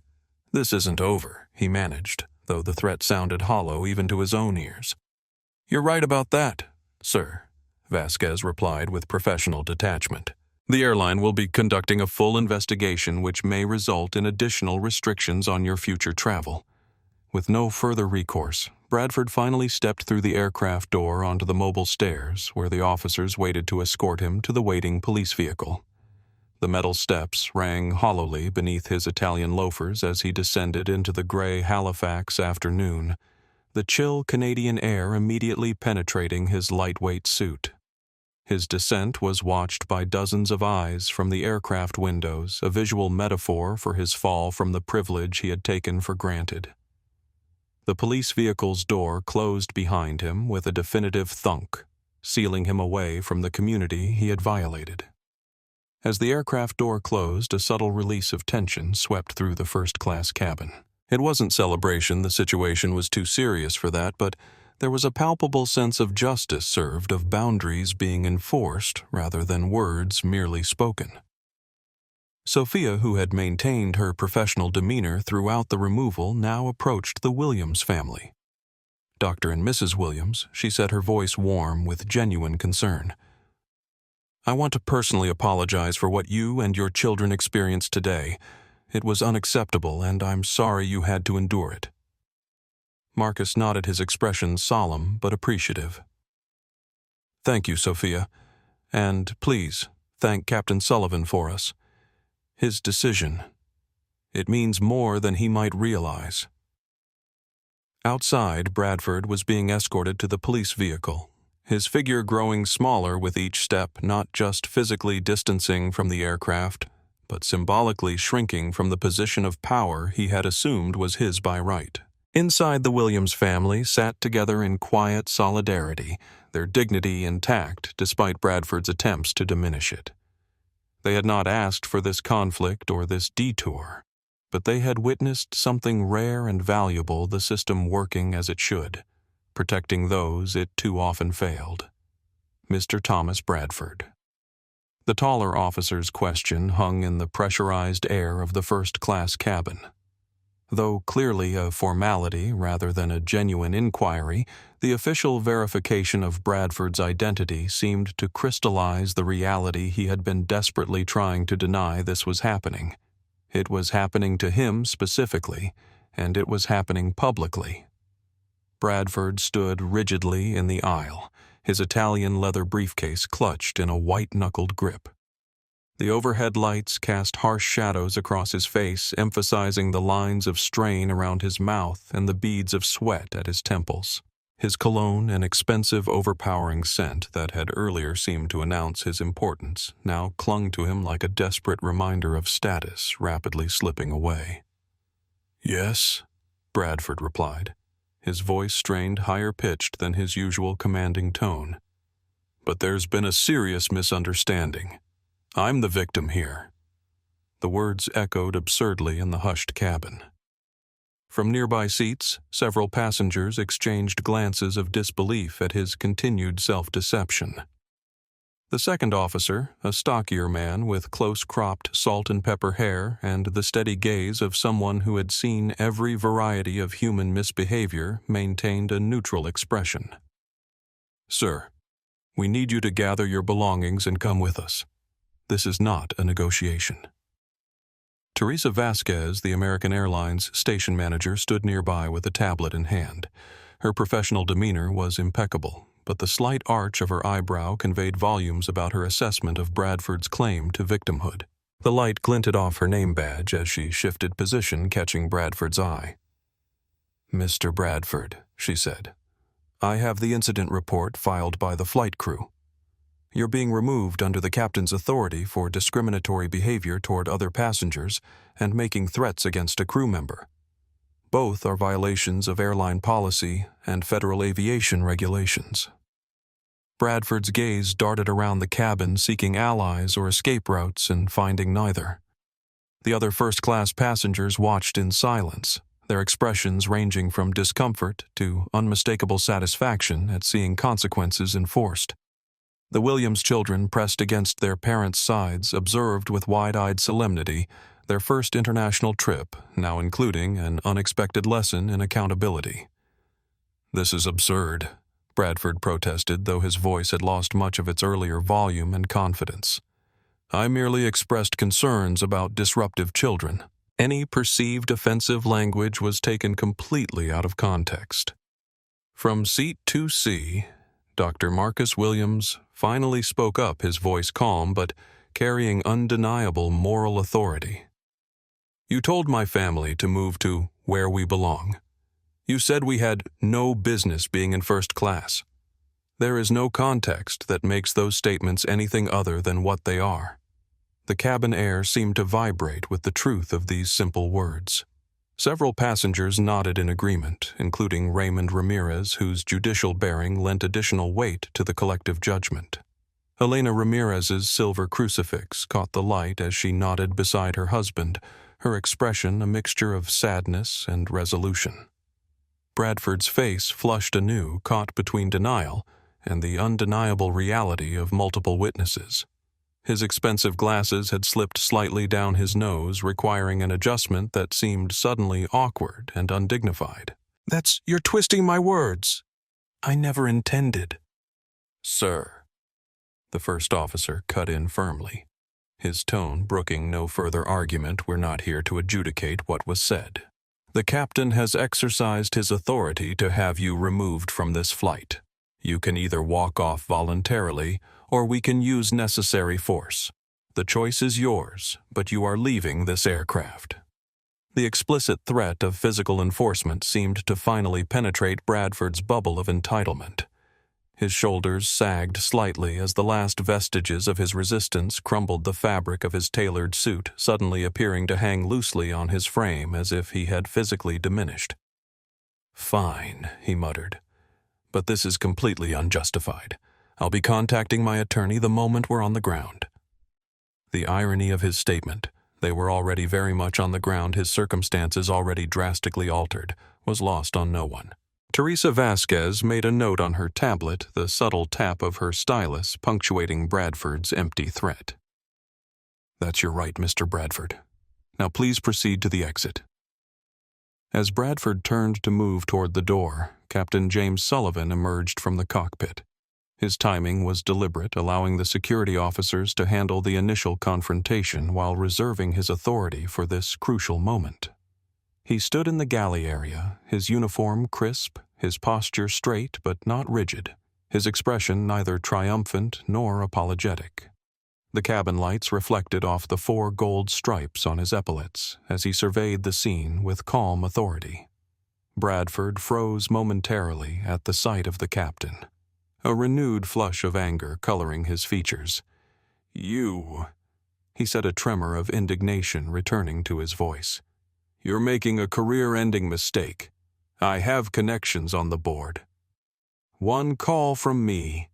Sullivan raised a hand, cutting off the threat with a simple gesture. "Mr. Bradford," he said, his voice carrying the quiet confidence of someone who had made difficult decisions in far more demanding circumstances on my aircraft. "Every passenger is entitled to dignity and respect regardless of their race, religion, gender, or any other characteristic. Every crew member deserves to work without intimidation or threats." Sullivan paused, his gaze steady on Bradford's increasingly flustered face. "Your behavior violated both these principles. The decision to divert wasn't personal. It was about maintaining the boundaries of decent conduct." Bradford attempted to interrupt, but Sullivan continued, his voice gaining strength without increasing in volume. "In this cabin, everyone flies first class or no one does.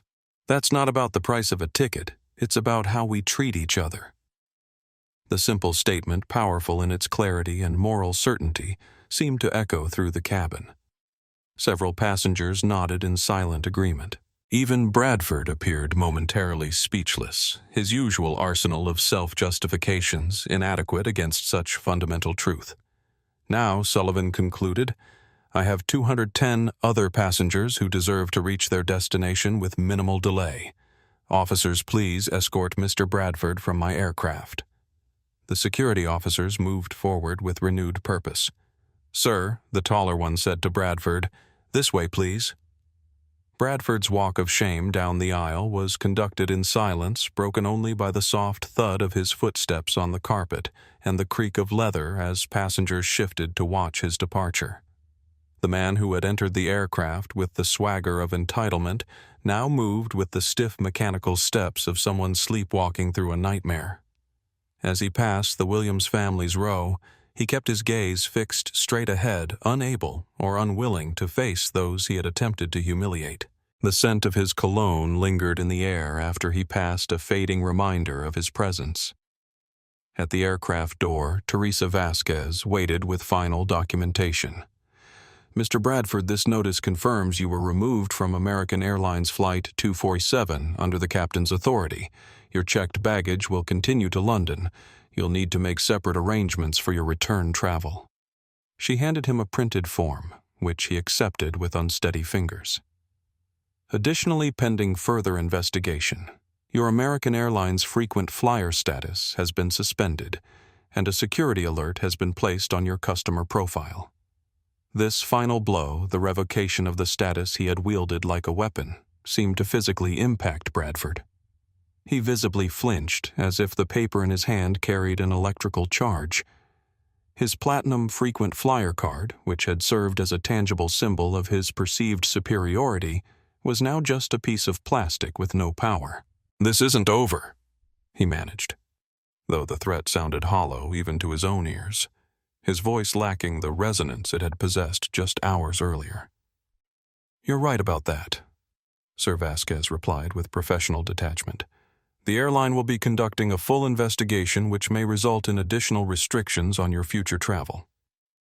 With no further recourse, Bradford finally stepped through the aircraft door onto the mobile stairs, where the officers waited to escort him to the waiting police vehicle.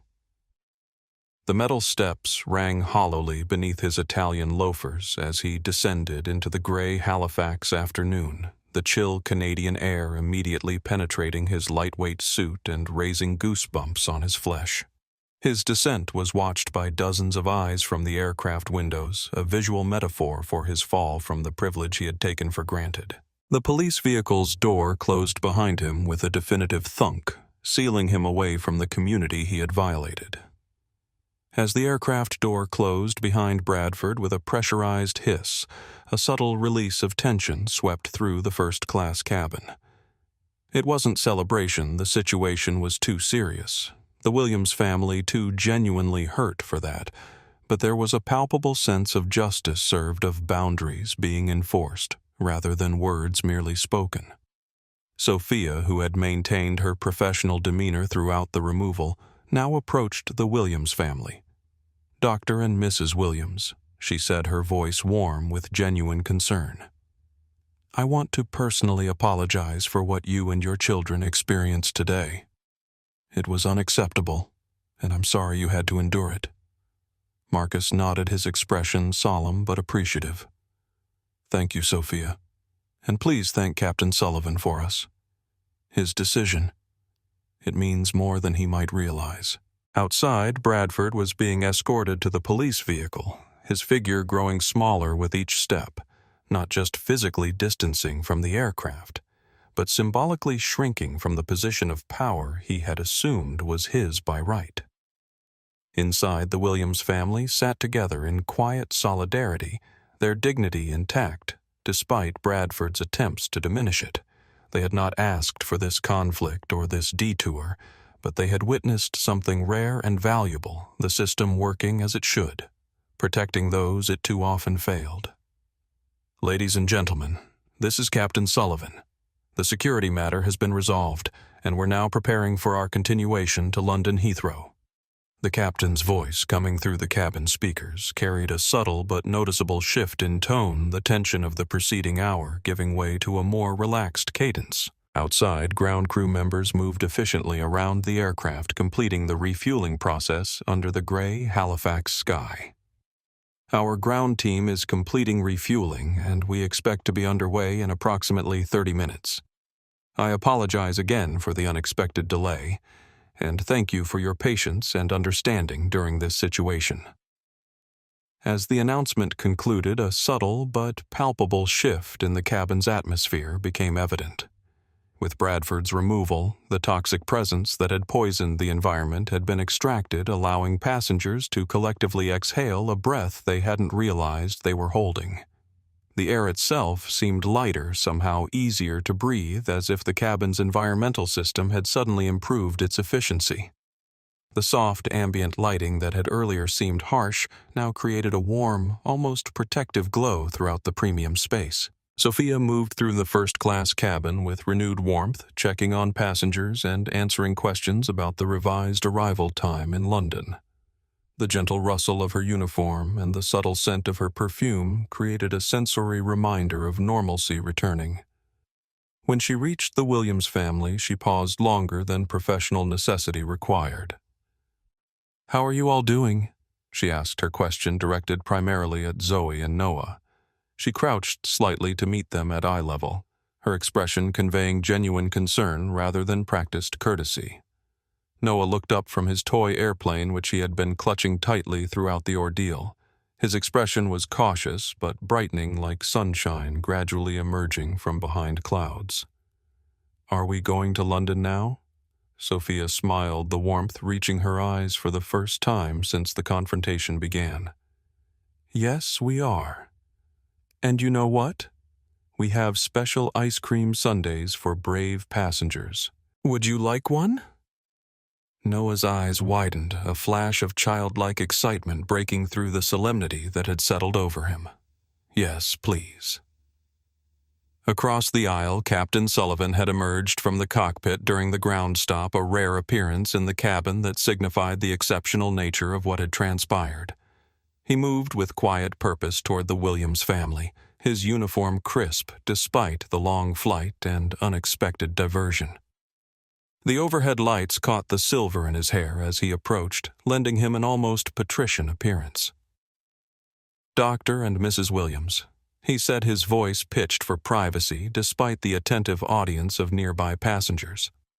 "On behalf of the entire crew and American Airlines, I want to express our sincere regret for what you and your children experienced today." Marcus stood to shake Sullivan's hand, a gesture of respect between professionals accustomed to making difficult decisions under pressure. Their hands met firmly, the contact brief but meaningful. Captain Sullivan Marcus said, his voice carrying the particular warmth reserved for expressions of genuine gratitude. "Your actions today spoke louder than any apology could. Thank you for showing my children that sometimes justice isn't just an abstract concept." Sullivan nodded, understanding the deeper significance behind the words. The lines around his eyes deepened slightly as he replied, "It was the only right decision, Dr. Williams. No family should ever be made to feel unwelcome because of who they are." From Seat 1A, Raymond Ramirez cleared his throat. "Captain," he said, his judicial voice carrying quiet authority. "In my years on the bench, I saw countless instances where people in authority chose the easy path over the right one. What you did today, turning an entire aircraft around to stand for basic human dignity, that's leadership of the highest order." Elena Ramirez nodded in agreement, her silver hair catching the light as she moved. "It gives me hope," she added softly, her accent more pronounced with emotion. "In these times, we need such examples." Sullivan accepted their comments with modest grace, clearly uncomfortable with praise for what he considered simply doing his job correctly. His hands rested easily at his sides, his posture relaxed but still conveying natural authority. "We still have a flight to complete," he said deftly, redirecting attention to the practical matters at hand. "We should be departing shortly. The weather looks clear all the way to London now." As Sullivan returned to the cockpit, Sophia began preparing the cabin for departure. The interruption had added nearly 2 hours to their journey, but the mood among passengers had transformed remarkably. The tension that had permeated the space had been replaced by something approaching solidarity, a shared experience of witnessing consequences enforced and dignity defended. Alicia Dominguez was experiencing the aftermath in a different dimension. Her social media posts documenting Bradford's behavior and subsequent removal had exploded online. Her phone continued to vibrate with notifications as the video spread across platforms, accumulating hundreds of thousands of views and generating passionate discussion about privilege, accountability, and justice in commercial aviation. "I can't believe it," she murmured to herself, scrolling through the responses. "This has gone completely viral." A message notification appeared from a senior producer at CNN requesting an interview. Similar requests from other major news outlets filled her inbox. The incident on Flight 247 had transcended a private conflict to become a public conversation about where society draws its lines. Meanwhile, Zoe Williams had overcome her earlier distress and was engaged in animated conversation with Elena Ramirez, who was sharing stories about growing up in Colombia and moving to America as a young woman. The gentle intergenerational exchange represented exactly the kind of human connection that air travel at its best could facilitate the opposite of the division Bradford had attempted to enforce. Noah, emboldened by Bradford's absence, had resumed making his toy airplane perform aerial maneuvers above his tray table. The plastic wings caught the light as they dipped and soared, his childish joy temporarily suppressed by an adult's prejudice reasserting itself with the resilience unique to children. Olivia leaned across the aisle toward Marcus. "This isn't how I imagined starting our vacation," she said with a rueful smile, reaching to adjust his slightly askew tie in a gesture of affectionate normalcy. Marcus took her hand, his thumb tracing small circles on her palm, a private gesture of affection and solidarity they had shared throughout their 15 years together. "Maybe not," he replied, "but I think the kids just learned something valuable." As the engines began their startup sequence, the vibration running through the aircraft signaling their imminent departure, the Williams family settled back into the comfortable first-class seats they had rightfully purchased, seats that represented not just premium service, but the fruits of their hard work, determination, and excellence. The massive aircraft began to taxi its wheels, turning once more toward London. They had been delayed, but not deterred. Bradford's attempt to diminish their belonging had failed completely, and in its failure, a powerful truth had been affirmed. Dignity was not a luxury to be rationed based on prejudice. It was a right that required defending, even if that meant turning an entire plane around to do so. The story of Flight 247 reminds us that sometimes justice doesn't require grand gestures or elaborate systems. Sometimes it simply needs one person with authority to say, "This stops here." Captain James Sullivan's decision to divert an international flight represented more than an operational choice. It was a moral stand that transformed what could have been another dispiriting incident of consequence-free prejudice into a powerful demonstration of accountability. With a single command to turn the aircraft around, he established that dignity wasn't negotiable regardless of status or privilege. What makes this story so compelling isn't just Bradford's shocking behavior or his subsequent downfall, it's the ripple effects that followed. A single moment of decisive leadership catalyzed concrete changes across multiple organizations. American Airlines implemented the Sullivan Protocol. Other carriers adopted similar frameworks. Bradford Heritage Properties underwent fundamental restructuring, and Reynolds Innovation Group formed a partnership with Dr. Williams Foundation that will potentially benefit thousands of children worldwide. These tangible outcomes remind us that accountability isn't just about punishment, it's about creating space for something better. When Bradford was removed from that flight, he wasn't the only thing ejected from the aircraft. His prejudice, entitlement, and the tacit permission for such behavior were also shown the door, allowing something more positive to take their place. Perhaps most significantly, the incident provided the Williams children with a powerful life lesson. Instead of learning that prejudice goes unchallenged and unaddressed, they witnessed justice in action, a lesson far more valuable than any tourist attraction London could offer. They saw that standing firm in one's dignity, even when under attack, creates the possibility for meaningful resolution rather than mere endurance. In a world where consequences often seem reserved for those with the least power. Bradford's experience offered a counterexample that resonated deeply across diverse communities. His fall from privilege, triggered entirely by his own actions and choices, demonstrated that accountability can indeed reach those who have long considered themselves exempt from it. Have you ever witnessed discrimination and wished someone in authority would step up? Have you been in Captain Sullivan's position, faced with the choice between comfortable silence and difficult action? Or perhaps you've experienced what the Williams family endured, being treated as if you don't belong in spaces you've rightfully earned. These moments of injustice occur daily across our society. In workplaces, schools, public transportation, retail establishments, anywhere humans interact within power structures. Most pass without resolution, leaving both victims and witnesses with the dispiriting sense that nothing will change because nothing ever does.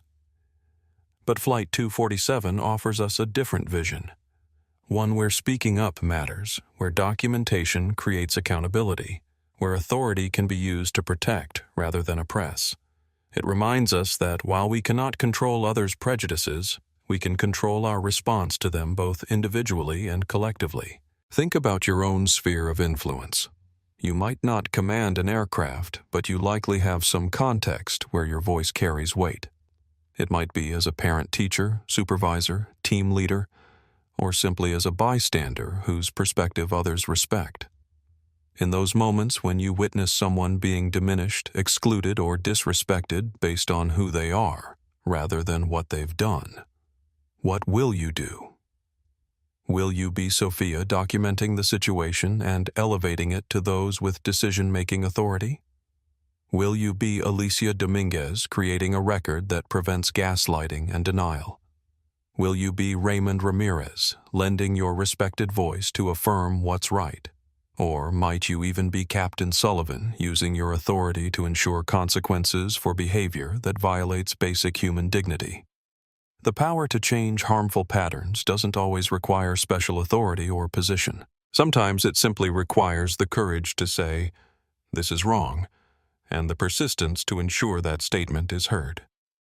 If this story of justice at 30,000 feet resonated with you, please hit that like button and subscribe to our channel for more powerful true stories. Share this video with someone who needs to hear this message. Perhaps someone facing discrimination who needs reassurance that accountability is possible, or someone in a position of authority who needs inspiration to use their power constructively. Have you ever witnessed someone standing up against discrimination in a powerful way? Share your story in the comments below. Your experience might provide exactly the inspiration someone else needs to find their voice in a difficult moment.